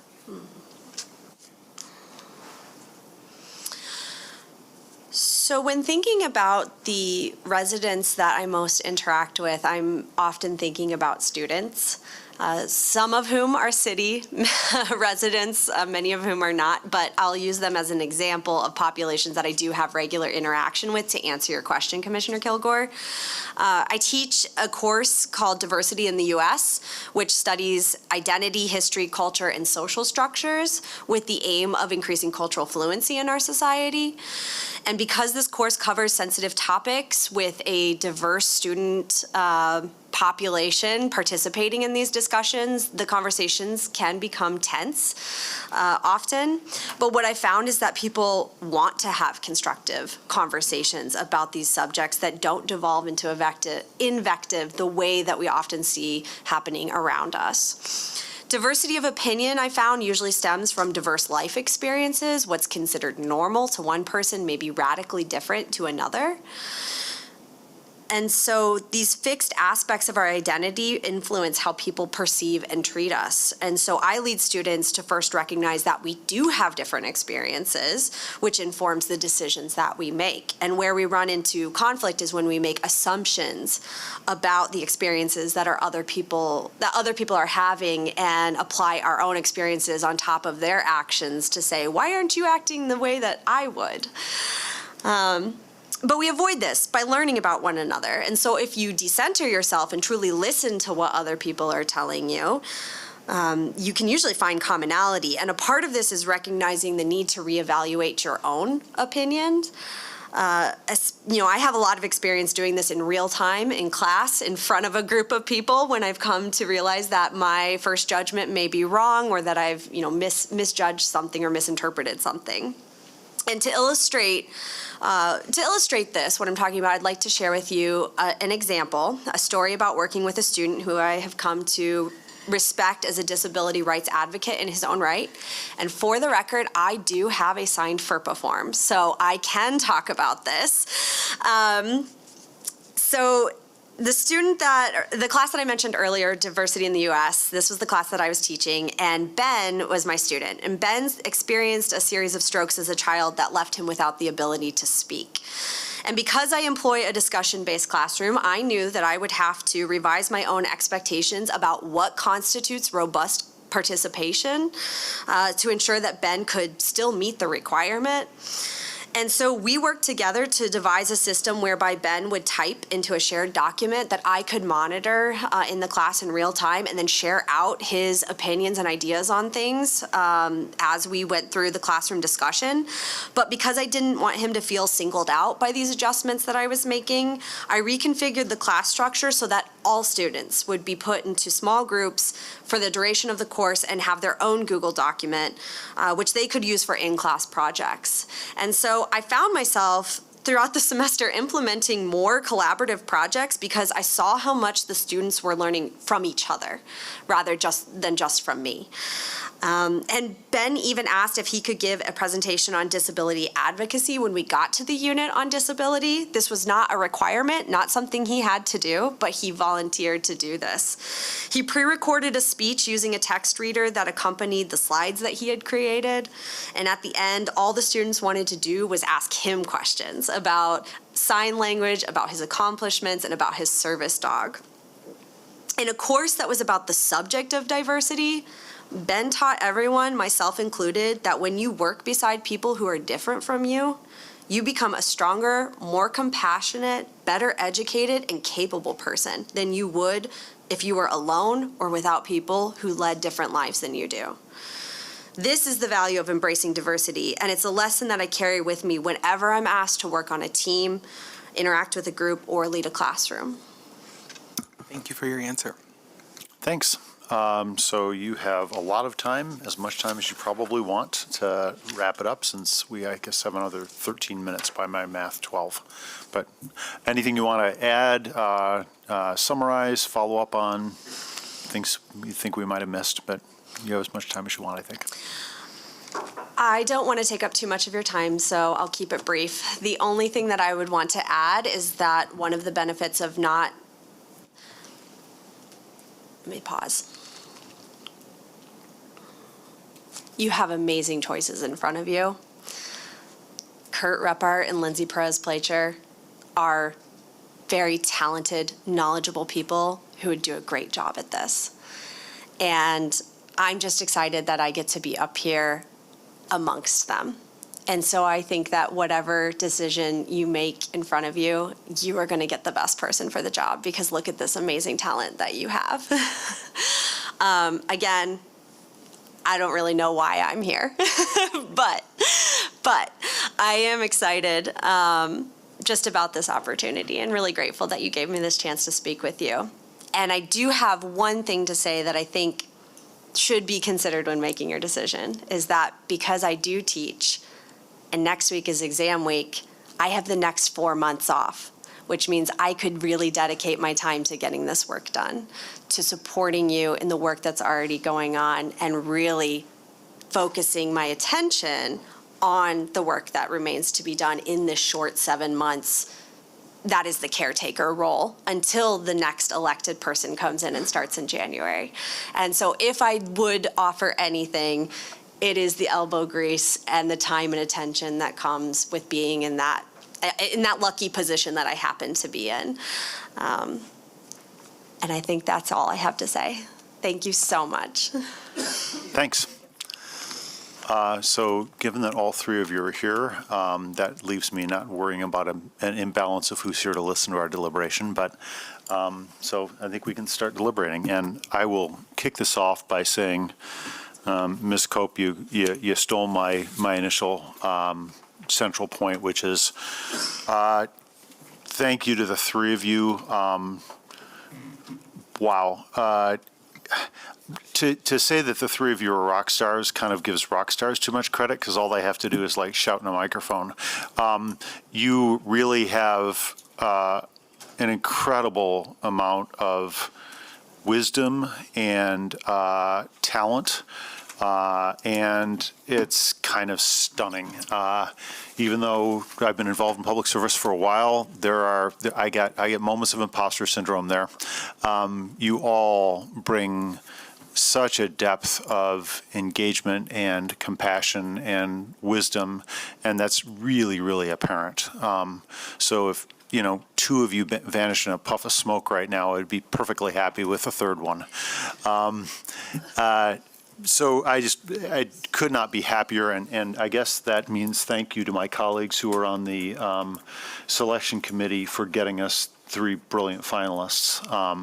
You clearly did your work well. And I'm just going to kick off by pointing out the strengths that I saw, and then everyone can go around. What I'd like to do, colleagues, is essentially have us all give our thoughts, and then when we've done a round of that, we can have an initial vote, and we'll see how that goes, and we'll go from there. But I think it's appropriate for us to communicate with each other sequentially here. So, and I don't have any particular order that we want to do it in, but Kurt, obviously you've got deep expertise in housing, which is something that, I think is it's clearly one of the more important issues in our constituents' mind. I think that's clear to anybody who spends time in the community and spends time talking to, actual voters in direct contact with door knocking, and it's clear from advocacy groups, it's clear from all the data, I really want to profoundly thank you for. You're not going to stop whatever happens in this decision. So thank you for your work in the housing space. Obviously, you are one of the two people here not running, and that's a consideration I think we all have to balance.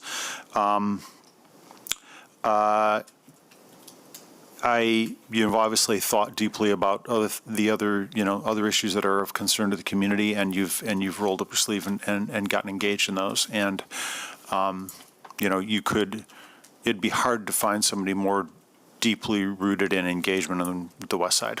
And I think we all know that, and we all knew that before you walked in here. You're a great example of somebody who's been on this commission, but didn't stop for a moment in caring about and working on the things that I think should be cared about and worked on. And so I really appreciate that. And I thought you did a great job of highlighting those concerns. Lindsay, lots of fun to hear you. And again, for me, some of this is feeling like resonating with parts of my own life. I mean, your focus on and your skill in the mental health space and your ability to zero in on the concerns there and practical ways in which your skills can be used in the community there is exciting. Your work in the immigrant space is also exciting, and a credit to you. And you've really obviously spent a lot of your time in your life trying to make the world a better place for people besides yourself, and that's amazing to hear. And your resonance with and your grounding in concerns about children is great too. I mean, I think that we all know, and you probably know too, like maybe the number one thing that we get asked about that we don't have great answers on, maybe sometimes as commissioners, is what are you going to do about the education system, or what are you going to do to help kids? And, we're not running the school systems in Grand Rapids. And so, but I think that you have ideas there, and you focus in on some things that, I think we could grow into things that will actually help children in our community become healthy, civically engaged people, and that's so important.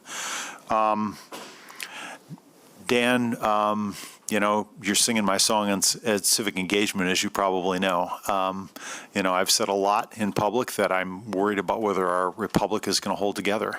And, a lot of you, and I don't mean that, you all share this. I mean, Lindsay, you talked about, the epidemic of loneliness, and it's related to like whether we can build a strong enough community in this city to survive the storms of hyperpolarization, of people dropping out, of cynicism, of disengagement generally, and those are things that even as we're trying to run a city and pick up trash and plow streets, we're also trying to keep the republic together, and our opportunity to be a city that can do.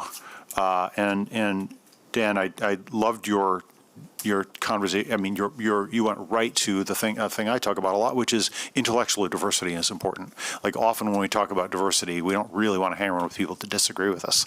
And the talent to do that is absolutely necessary for us to keep democracy going. So, again, I know all three of you are going to keep doing all this stuff. It's just sort of fun to hear reports from your lives and your engagement and all the great stuff you're doing. And again, not to be too personal here, but man,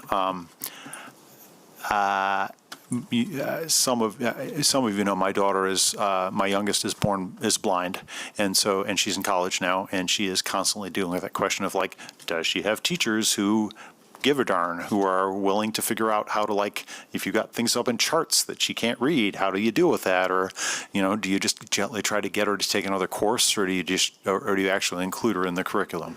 And so I loved your example. Could hardly have been better. It's the so that's space I could talk about all day, and it's not. I mean, you know, you can say two things about disability. One is we're all going to be disabled eventually. We can hope, and we can all hope to live that long. I was on crutches myself 2 weeks ago, so I was temporarily disabled.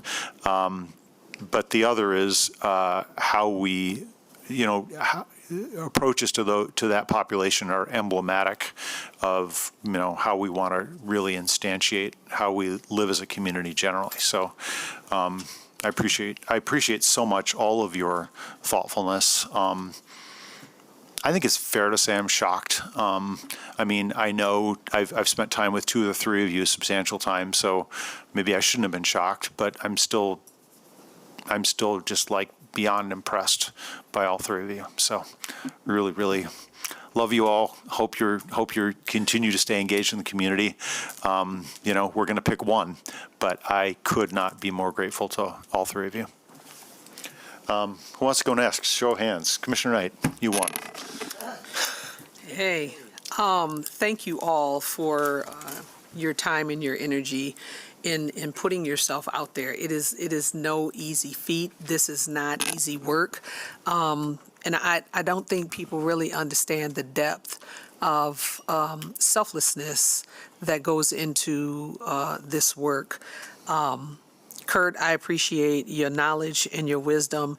And one thing that I said to people when I ran for this position, that it wasn't like putting on a new hat, because these are the things that we're all already doing in community, engaging with community, advocating on behalf of others, and really putting yourself out there to really see how we can make a difference in community. So I'm grateful for what you bring to the space, the open mind that you have to it, and then the knowledge. I mean, we just can't get past that, right?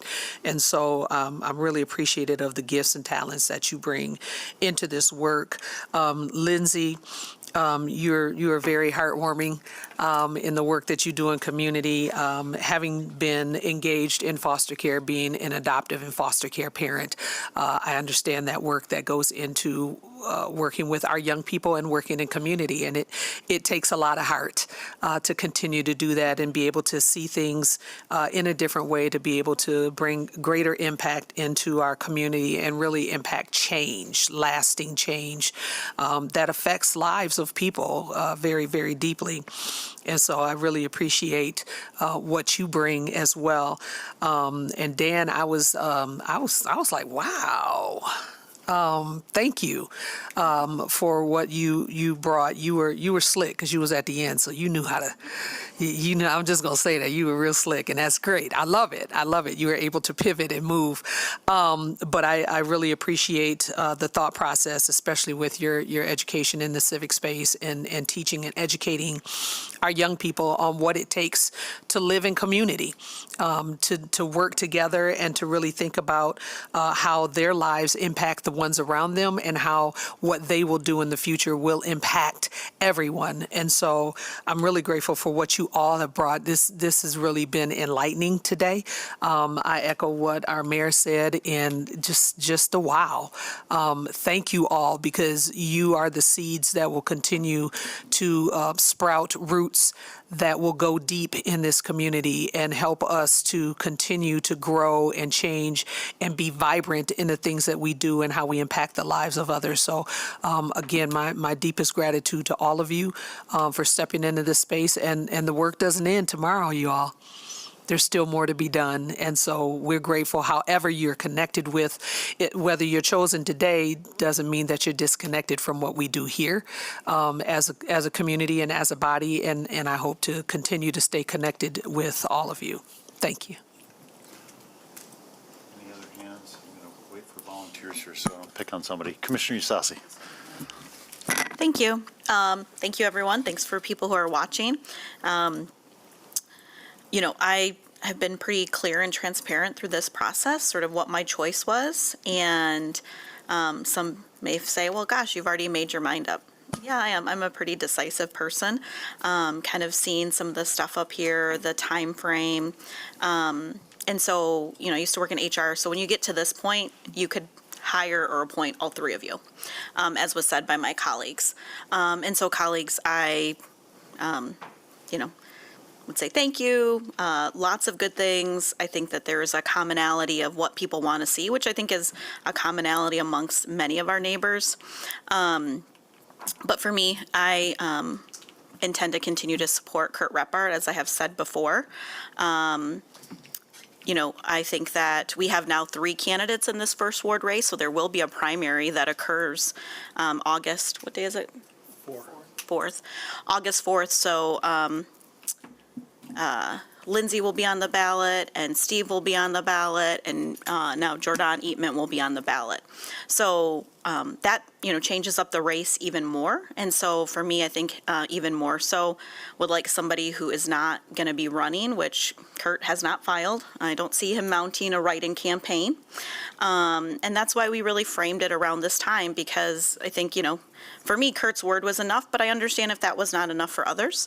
And then I think if Kurt wasn't here, I'd probably pick Dan. And that's nothing against Lindsay. It's just mostly because Lindsay's running. And so I see the merits in every single one, but that will be the decision that I'll be putting forth. Thank you. Thanks. Colleagues? Okay. And thank you all so much. This was, I agree, a wonderful morning, wonderful time well spent getting to know all of you. And also just want to commend you for your willingness to step up and serve and to bring your talent and your passion to the table. What I noticed about everyone is that you all take an interdisciplinary approach, which I think is so key when we're discussing public policy and local leadership. And you all clearly bring your professional and personal experience to show up in community with your family and in many realms of service to date. I also took away that all of you are really hard workers and will roll up the sleeves and do some hard work that may or may not be sexy or always exciting or even always very public, but is important to move things forward. And I think that those qualities are so critical in local leadership. So I thank you all so much, again, for putting yourself out there and sharing that with us. And it's an indication to me of exciting times in terms of the bench that we're building for elected leadership in this city. The idea of we've talked about the dynamics of this year with the election and wanting someone to hit the ground running and the learning curve that will happen no matter how much you have or haven't engaged in this particular role at this time. There's going to be a learning curve. That being said, I think we have a very unique opportunity that I'm excited about to work with someone who is well supported in the first ward, who knows the city and city business and policy and opportunities really well, and who that has been impactful and can hit the ground running. So I am excited to have learned and got to know each of you, and I commend the good work of the Appointments Committee. And after today's interview, would also be supportive of appointing Kurt in this interim time. I think he would be an amazing support to Commissioner Belshak. I know he has been in informal capacities to date. I will look forward to personally working with you and continuing to learn. Our time on commission didn't overlap, but I've always thought that you're such a heartfelt, thoughtful, but also strategic leader. That's important when you're serving people, but also looking to push specific policy. And both of those are really important parts of this role. And so I think we could collaborate really, really well. And with so much happening, particularly to your point in the first ward with these huge new assets and what that means for everything from transportation to parking and special events, that your depth of knowledge in all of the work of the city and those projects having been at the table when they were first initiated and now would just be really, really valuable in terms of specific representation for our first warders, but as well as I think contributing really well to this body in full during the budget process, during some key hiring, and a host of other issues that we can't even anticipate will happen between now and the end of the year. So thank you all again. Really, really appreciate getting to know each of you in this forum. Really excited that the First Ward will have 3 amazing choices this fall, and would really, really want to work with Kurt for the rest of this year in this interim seat. So thank you. Mr. Beltran? Okay. Well, thank you, everyone. It'll be interesting to see who the last person. I do have some thoughts and notes, but first of all, I am beaming with pride right now. I am so thrilled and happy to know each of these individuals in different capacities, to see their strengths come out, to have seen them grow in this appointment process. And I am wowed that the people of the First Ward have, first of all, we have amazing neighbors and we have amazing people showing up here today. So I cannot state enough how I'm just so proud of what we are doing here for the city. And I also want to acknowledge that this is not an easy process, that this is a difficult process for all of us to be in. So you guys are amazing, you're balanced, you're credible, you're each bringing different experiences and perspectives and approaches to service, and each of you have demonstrated significant and visible professionalism, care, and genuine commitment to this community. And like I said, I would be proud to have all of you. I actually feel like I have a team right now just having you here. So I want to be clear about that up front, because this process needs to be fair, balanced, and transparent for our community.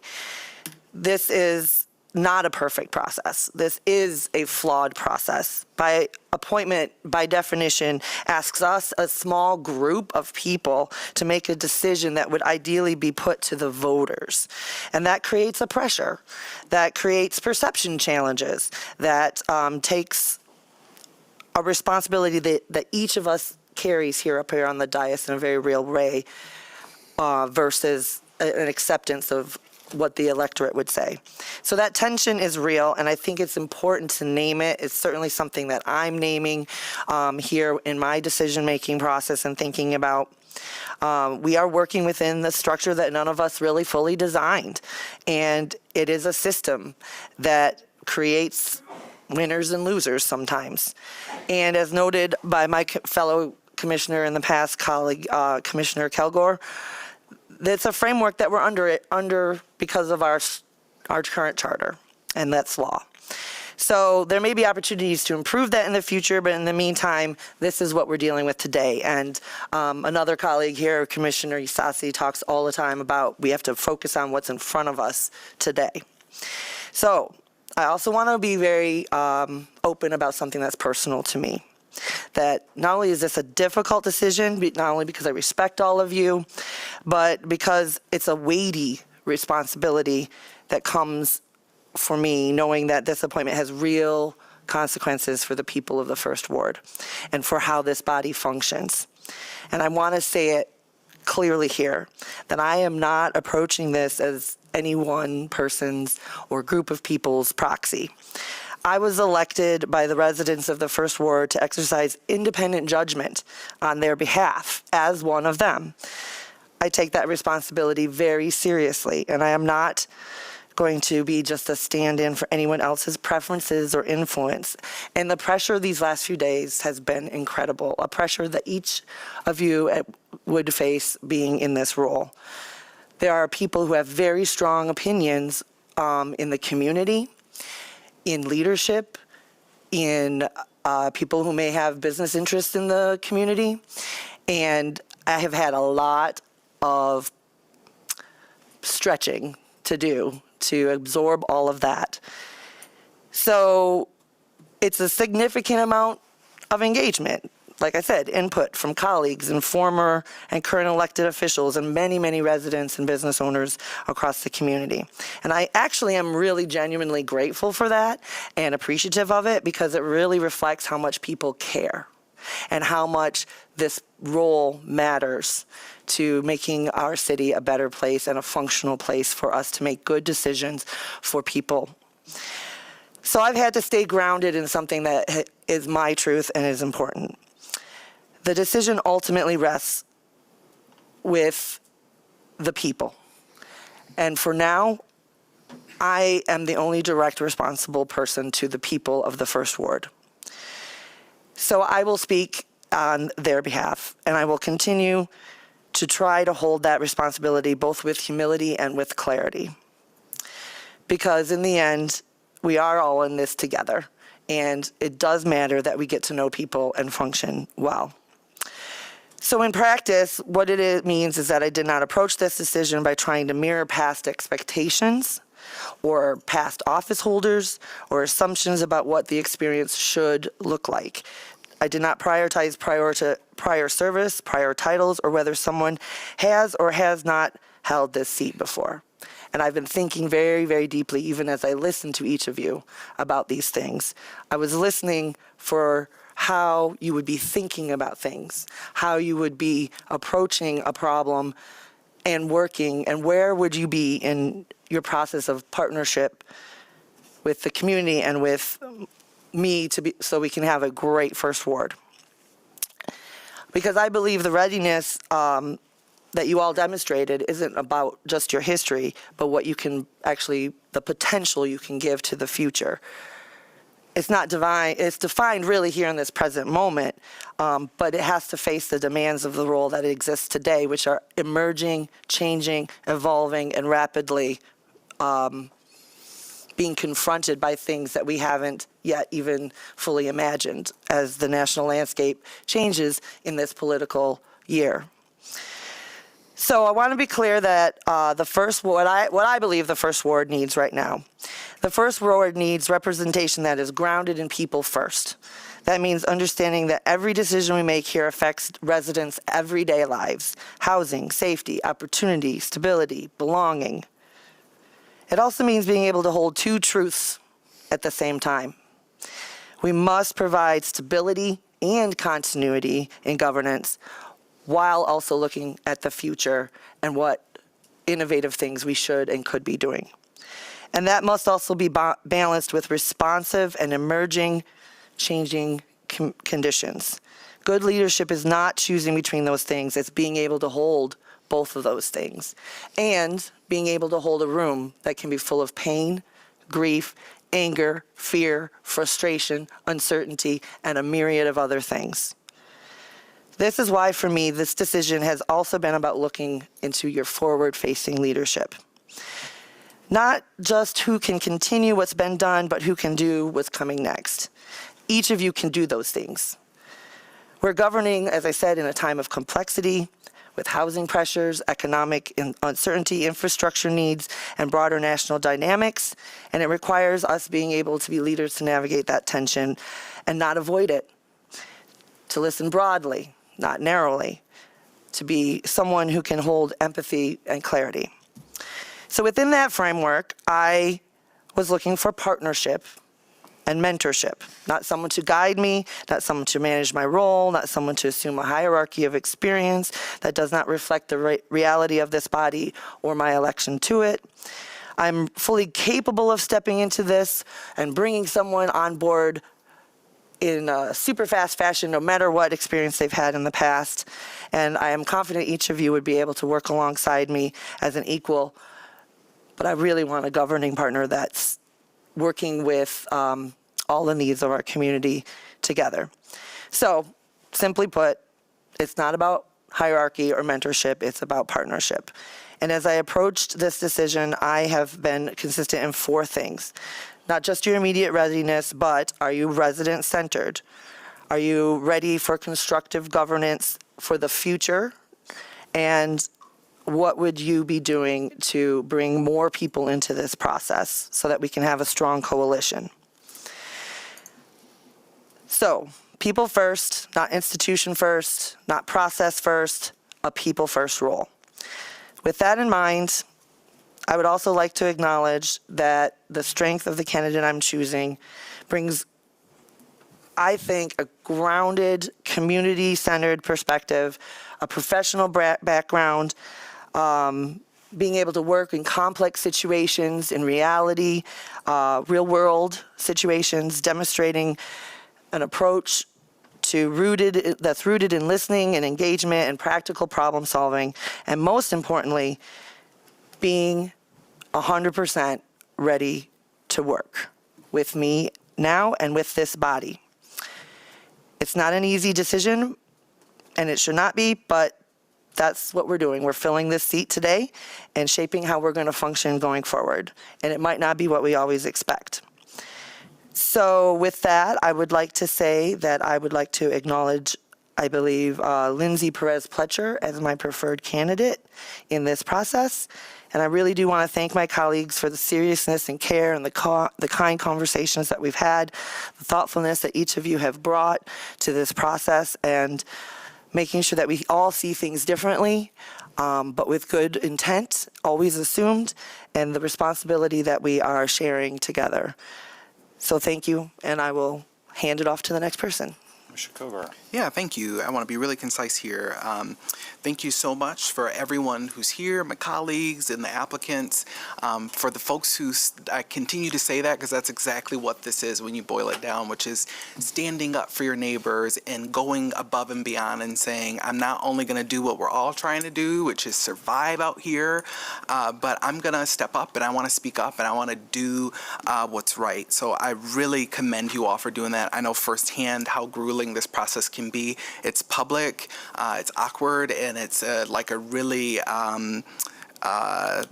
interesting dynamic. And a part of that dynamic is the flawed system, as I continue to say and will continue to say to public, because I am hopeful the next time we have a vacancy on this commission, we do a special election. Now, the current charter does not allow for that if it's under a year, but folks can change that. We can change it as this, our charter as a body, and the people of this community can speak up to that. So that's my hope. I want to continue to put that out to public so people know firmly where I stand on this. But as I said in the first round, flawed systems are as American as apple pie. And you know, democracy itself is a flawed system and can always be better. So I want to first thank my colleagues for committing to making the appointment process better. We are deliberating and deciding after the filing day. I thank my colleagues for being intentional and thoughtful about that, so we know who we would be giving an upper hand. And that is my challenge, and why, on principle, I believe not only does this process circumvent the voice of the people, the electorate. Yes, we are elected by the people, but I believe in the power of the ballot box, and that is how I got here, and I believe that's how everyone who sits in these seats should get here. And so not only does this process circumvent that voice and that democratic process, in addition, it seems to get the same class of people. People who are established, people who have been supported by businesses, are independently wealthy, previously ran for something, didn't win it, and then are now put into a seat. I think on its face, that it is incumbent on us to not continue to prop up and support a certain class of people, as we are elected to support every person in Grand Rapids. So I want to thank all of the applicants for just highlighting with us and going with us through this process. And I just really appreciate folks stepping up for their neighbors. All of you all talked about the most pressing need. We represent different groups of people. We have different backgrounds and opinions, but this body really is fighting hard for housing. So I really felt like all three candidates had the pulse of the community, and I appreciate that. And yeah, I really feel as though the person that I moved forward, Ms. Dan Cope, in the first round is who I will continue to support. I think who better to navigate a flawed system than someone who teaches on democracy and those systems that I'm discussing that continue to need work. And so that's who I continue to plan supporting.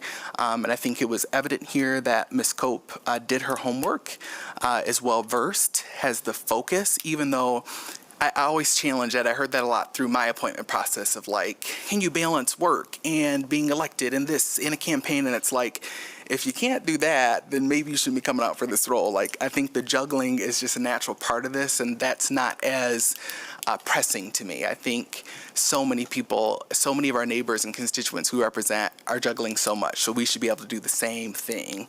But as I said, I don't want to continue to support the same type of person in class, an established class that we continue to appoint to these seats.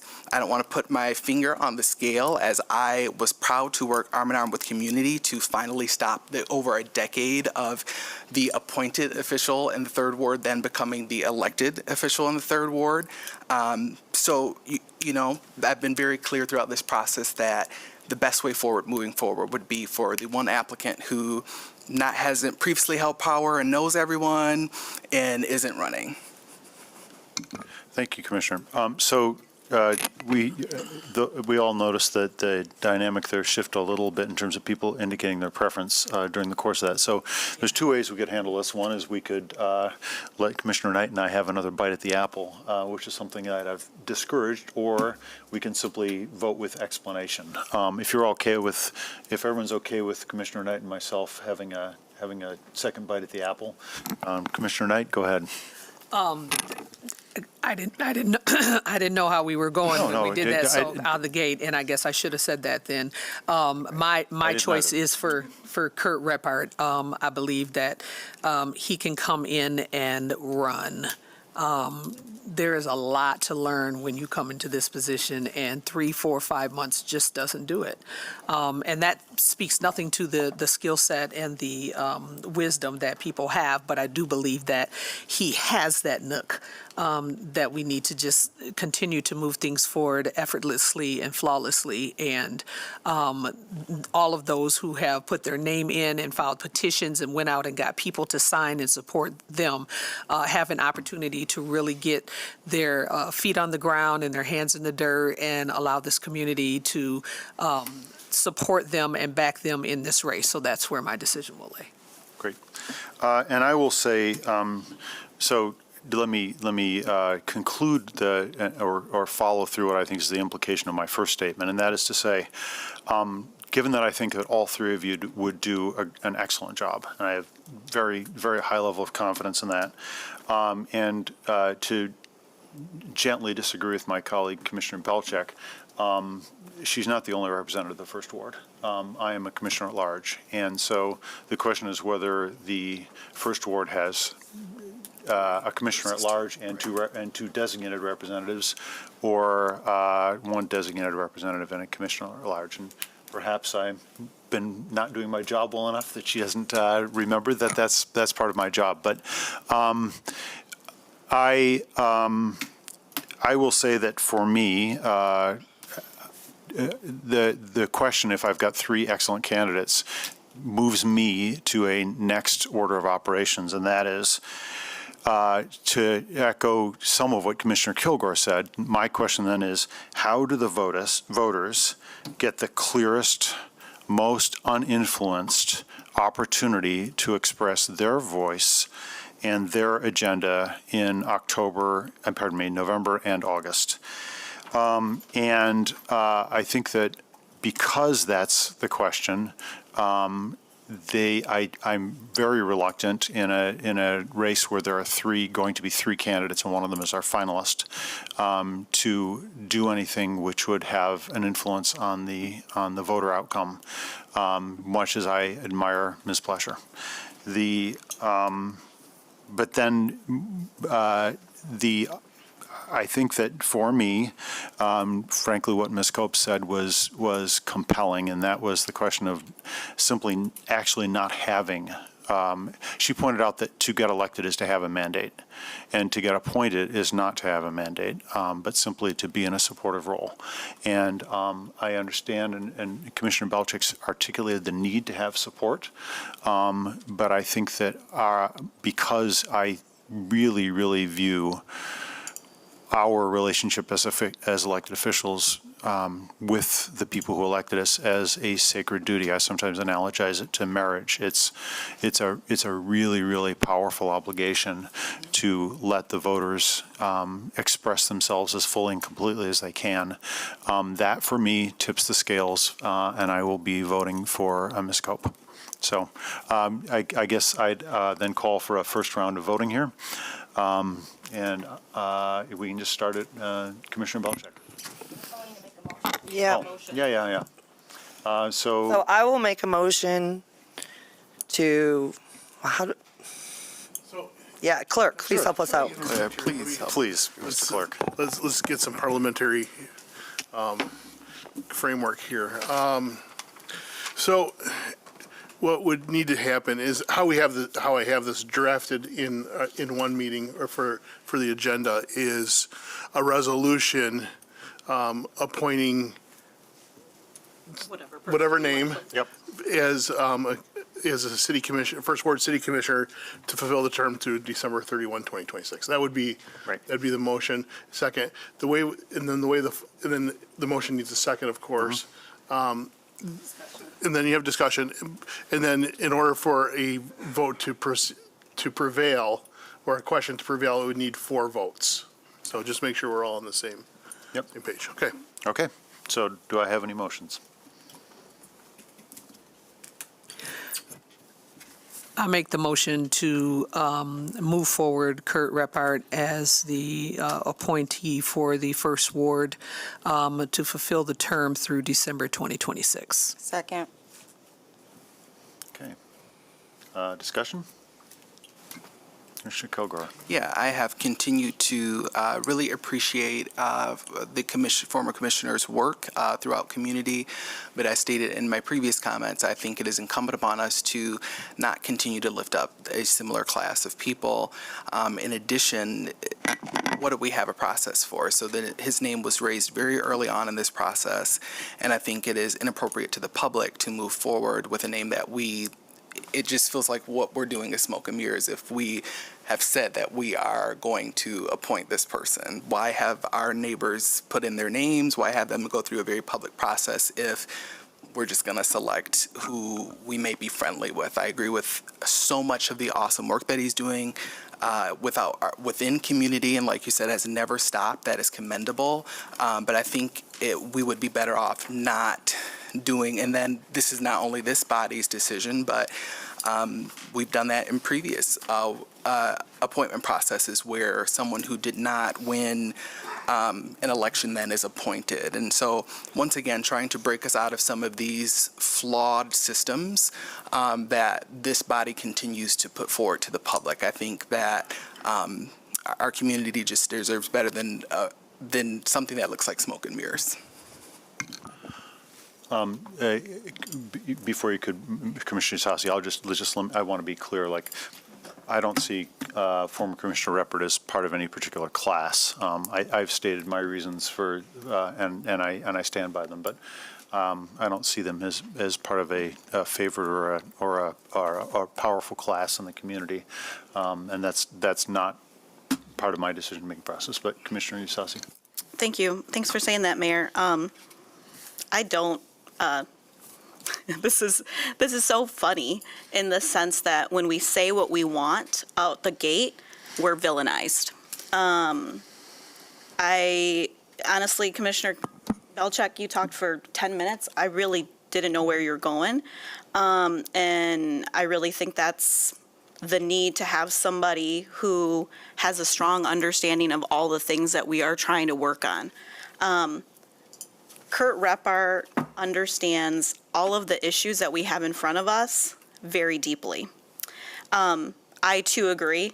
I don't know, Kurt, if you're hiding a beach house somewhere or a particular class of person. I'm not a wealthy person. Am I a comfortable person? Have I gone to school? Have I built my career? Am I 46 years old? Yes. I'm just like, what are we doing? This is just unfortunate. And I'm sorry, Dan, I think you should have ran personally. I don't know why you didn't put any petitions in. I was kind of like, you should put in. And so here we are. So I'm not a believer of smoke and mirrors. I always say exactly what I feel. I don't hide behind people who are telling me to do stuff or parties or institutions, even if they've given me money. And so, I'll just say, I will be voting only for Kurt Reppert, so I second that. Again, no offense to anybody else. I just think that this was not a setup. It's never a setup if you're talking about it beforehand, if you're talking about it publicly. And this is exactly what we're doing right here is exactly why I would appreciate somebody like Kurt coming in. Thank you. Yeah, I think I'll add, thank you for that. I'm disappointed in how some of this conversation is going as well. I think there's a lot of signaling, and I think, priority here is who are we serving and how do we take advantage of the next 8 months to move the work forward, to not pause it, but to actively move it forward. I've talked about the merit of each of the candidates, and also thought that we would wondered if we will see all the finalists on the ballot, and we know only one of them is. But listen, here are some things that I'm specifically thinking about. I've made it clear I want someone that can come in and know our systems. That is my preference right now. It's not, what the opportunity about this role is not just value signaling, but it is trying to find a path to get things done in a context in which we do have limited power to influence. And whether that's preemption, where the state won't allow us, it's a federal decision, it's a city manager's decision, so on and so forth. And so when I look at some of the challenges in the First Ward right now in our city, the experience and the thoughtfulness that Mr. Reppert brings, I think, is bar none and is undeniable. His work in affordable housing, his work supporting emerging developers, his intersection approach between housing and economic stability and crisis and public safety. These are all the things that are top of mind for all of us, and we've all been expending a lot of energy on. And as we have this conversation, we are governing. We're not campaigning. We're not coming with headlines. We're not coming with slogans. We're coming with what is the tactical thing that we can vote on? What is the budget allocation? What is the policy change that we can make happen here, or that we need to advocate at higher levels.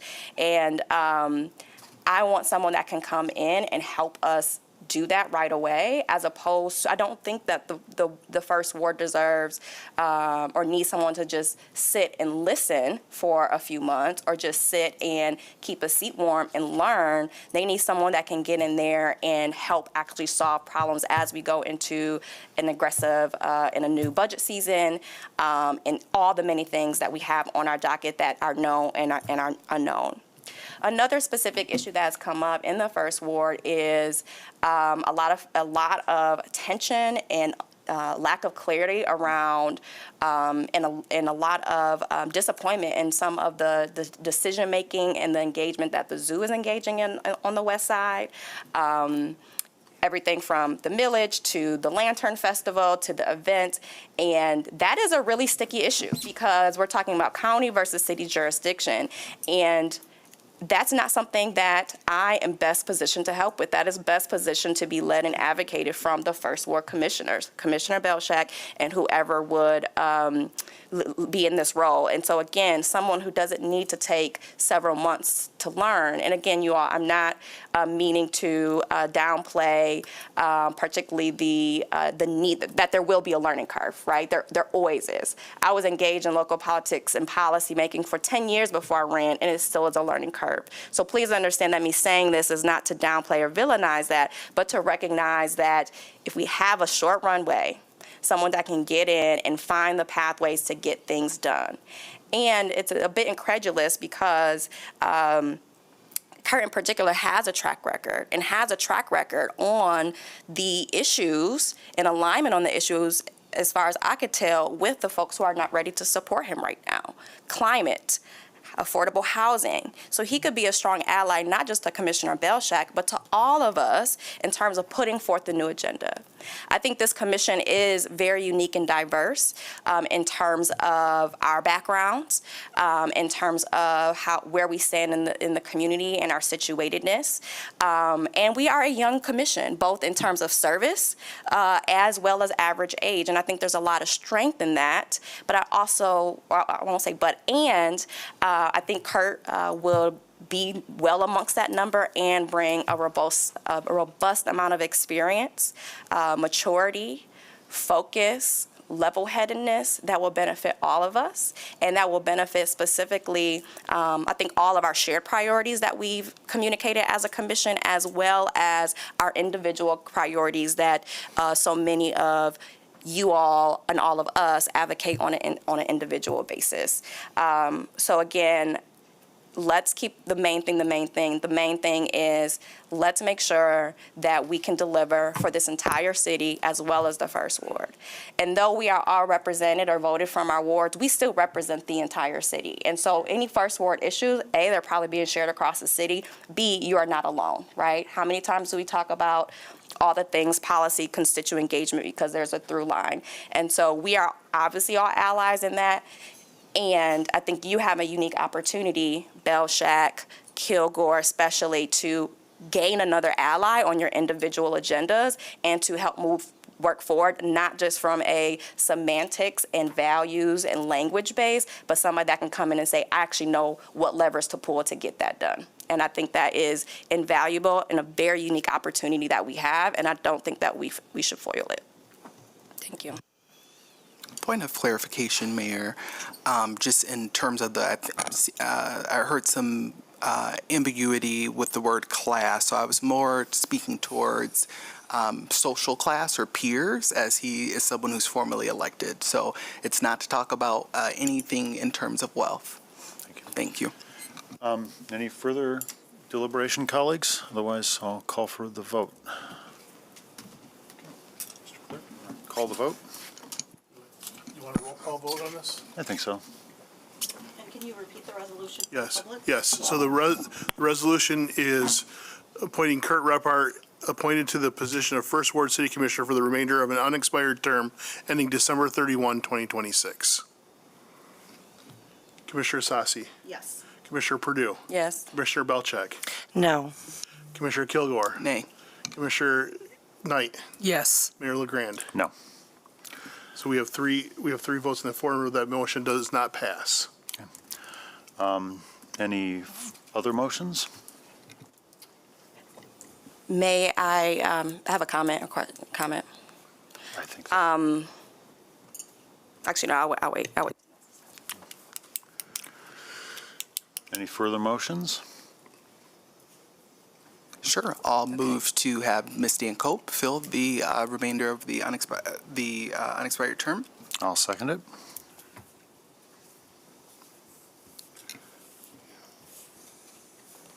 Any discussion, colleagues? I think we've made our positions fairly clear, but any additional comments or clarifications? No?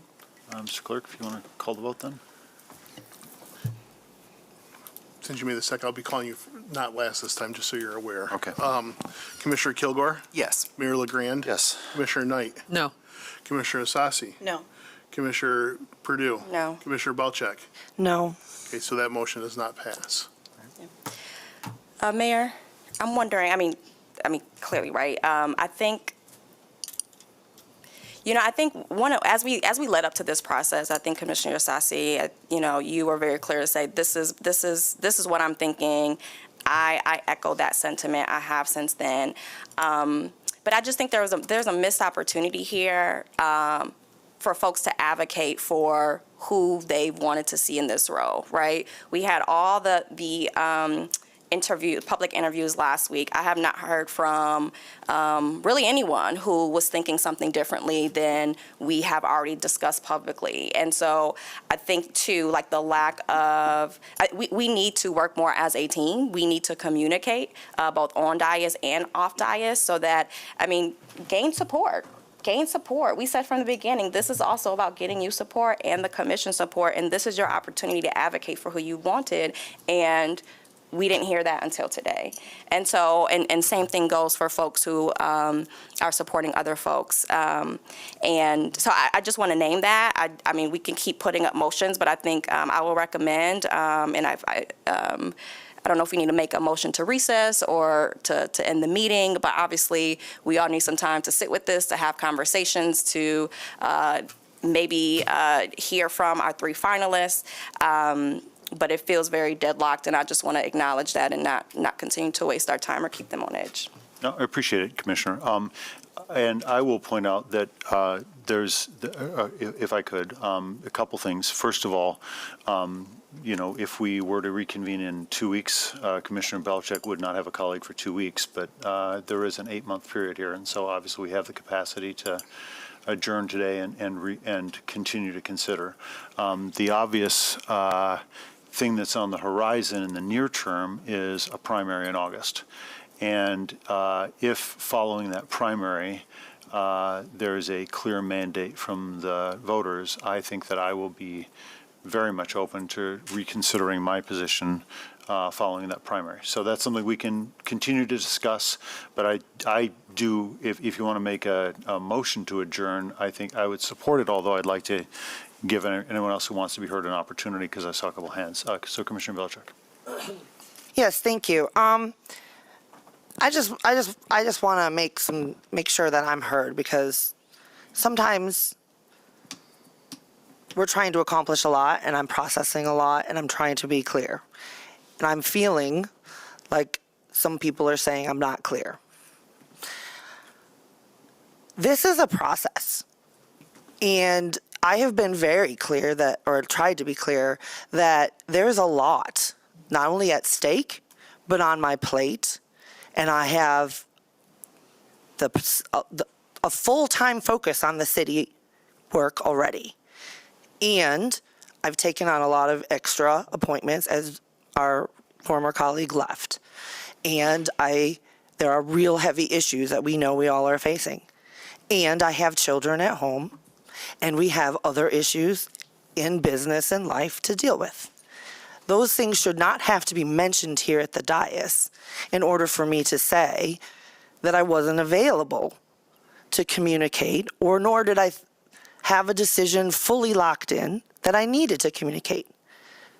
I was out of town entire weekend. I've been fully, invested in a lot of things and a lot of appointments and a lot of things, back to back to back yesterday. It is not that I can't run at this rate.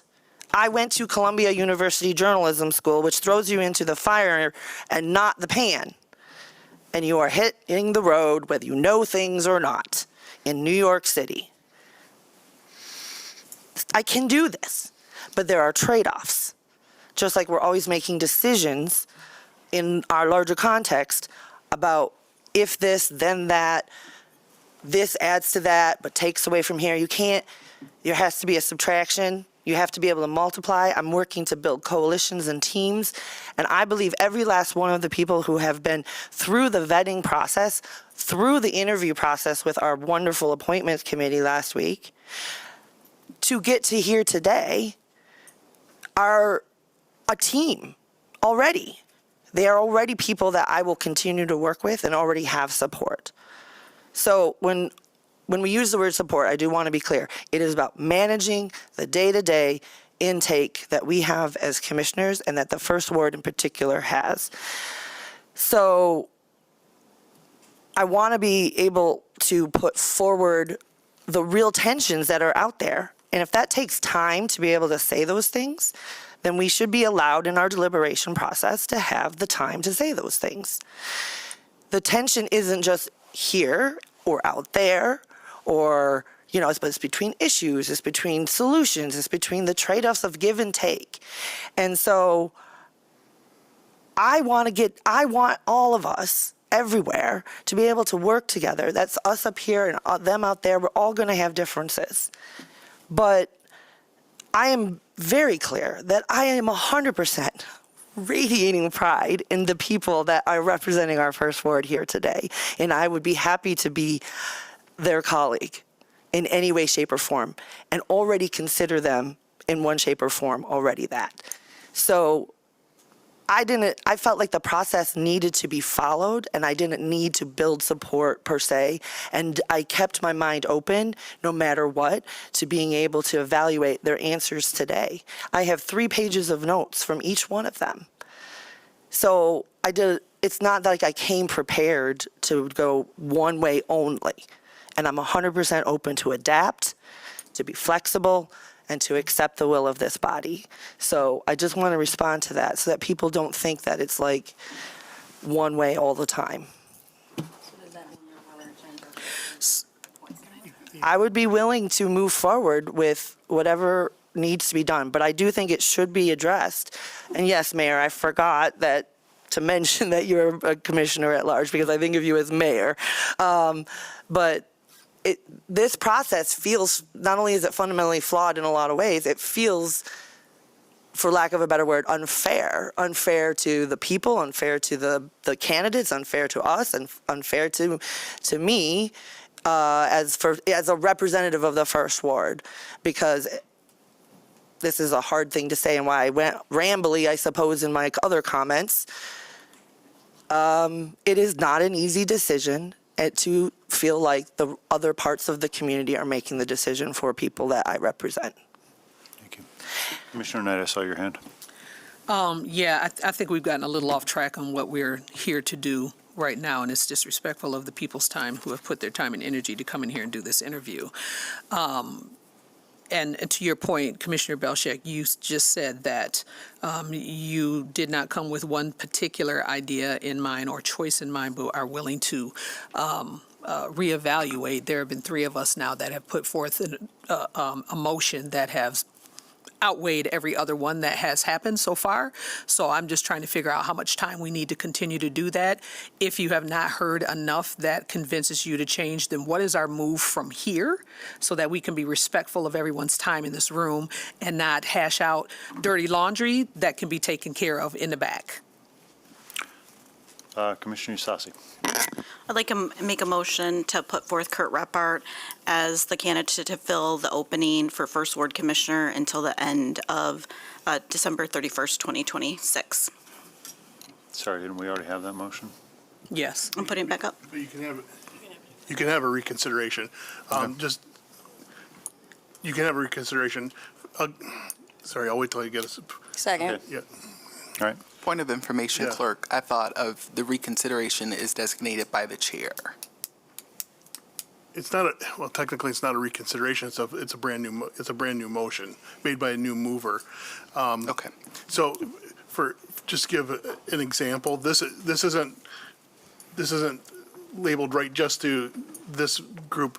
I'll just give a quick little story. So I served on the Kent District Library Board for 8 years, and so they had it was an 8-member board, so every vote had a potential of a 4-4 tie. Yeah. For every single vote. It's very frustrating being on an 8-member board.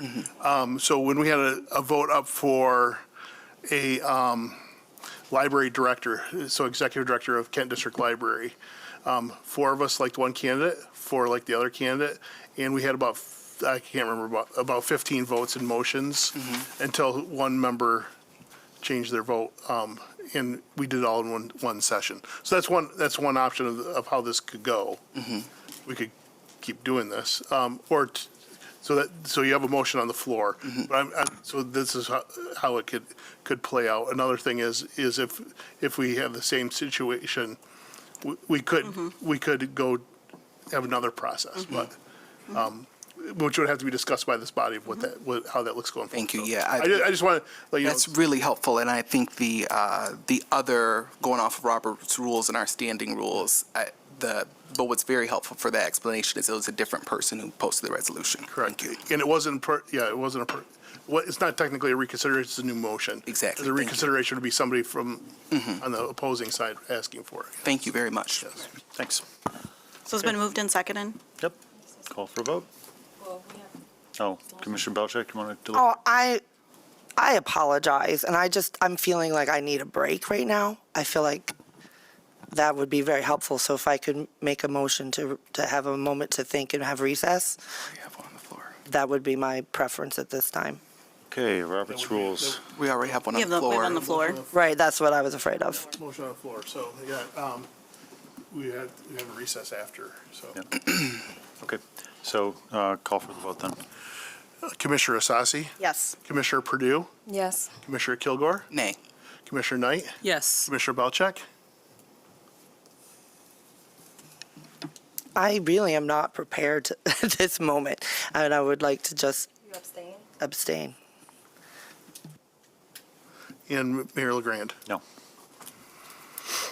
So the motion does not fail due to lack of, it has only 3 yea votes. Okay, then I will I'll call for a 5-minute. Point of recess. information. Yeah. So how is the abstention counted? So it would, so she abstained from the vote. It doesn't, but she's still a member, so it'd be Okay. 3-2-1. That's what I want to. Yeah, so it's not a 4 vote. She's not absent from the vote. Yep. Okay, we can have a 5-minute adjournment for bathrooms and so on and so forth. Thanks.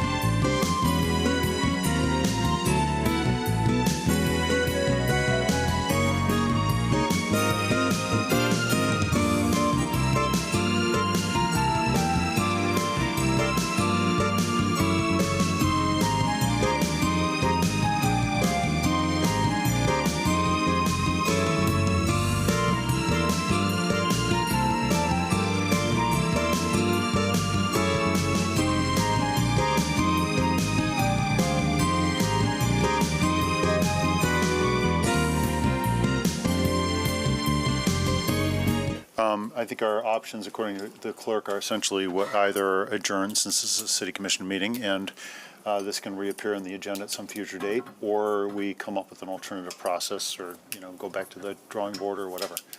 Commissioner, pardon? Or we can make a new motion. Right, or we can have more motions. Okay, so since I was the one that requested the recess, I kind of feel like compelled to say thank you. And thank you for letting me have some time to think and compose myself. I would be willing to put a motion forward for Lindsay, but I do feel like it wouldn't pass. So I think that, again, because of respectfulness and people's time, I'm not going to do that. I also would be willing to support Dan, the interests of changing my mind. I think that she is a fantastic option, and again, a wonderful support for what is needed. She said it straight up in her interview. That's where I'm at this point. I have some projects that I'm working on that are very critical that I think she's already invested in. So that would be really, really helpful as a partner. And so that would be what I would do. But I hear that if people are not willing to change their minds, then we probably are in a situation. And that made part of in addition to the pressure, feeling like, there is a real need for a gap there to be filled. I would still like to see it be filled, if possible. Okay, well, that leaves us to, if anyone else wants to make a motion, Commissioner Kilgore. A motion to adjourn. I'll be willing to second that. Okay. Debatable. Right on. Then I think we do. It's not debatable. So we're simply up for we're simply up for a vote on the motion to adjourn. So all in favor of adjourning? Say Aye. Aye. Aye. Aye. Okay. Thank you. Thank you, colleagues. Robert's rules. Means- Motion to adjourn is not a debatable motion.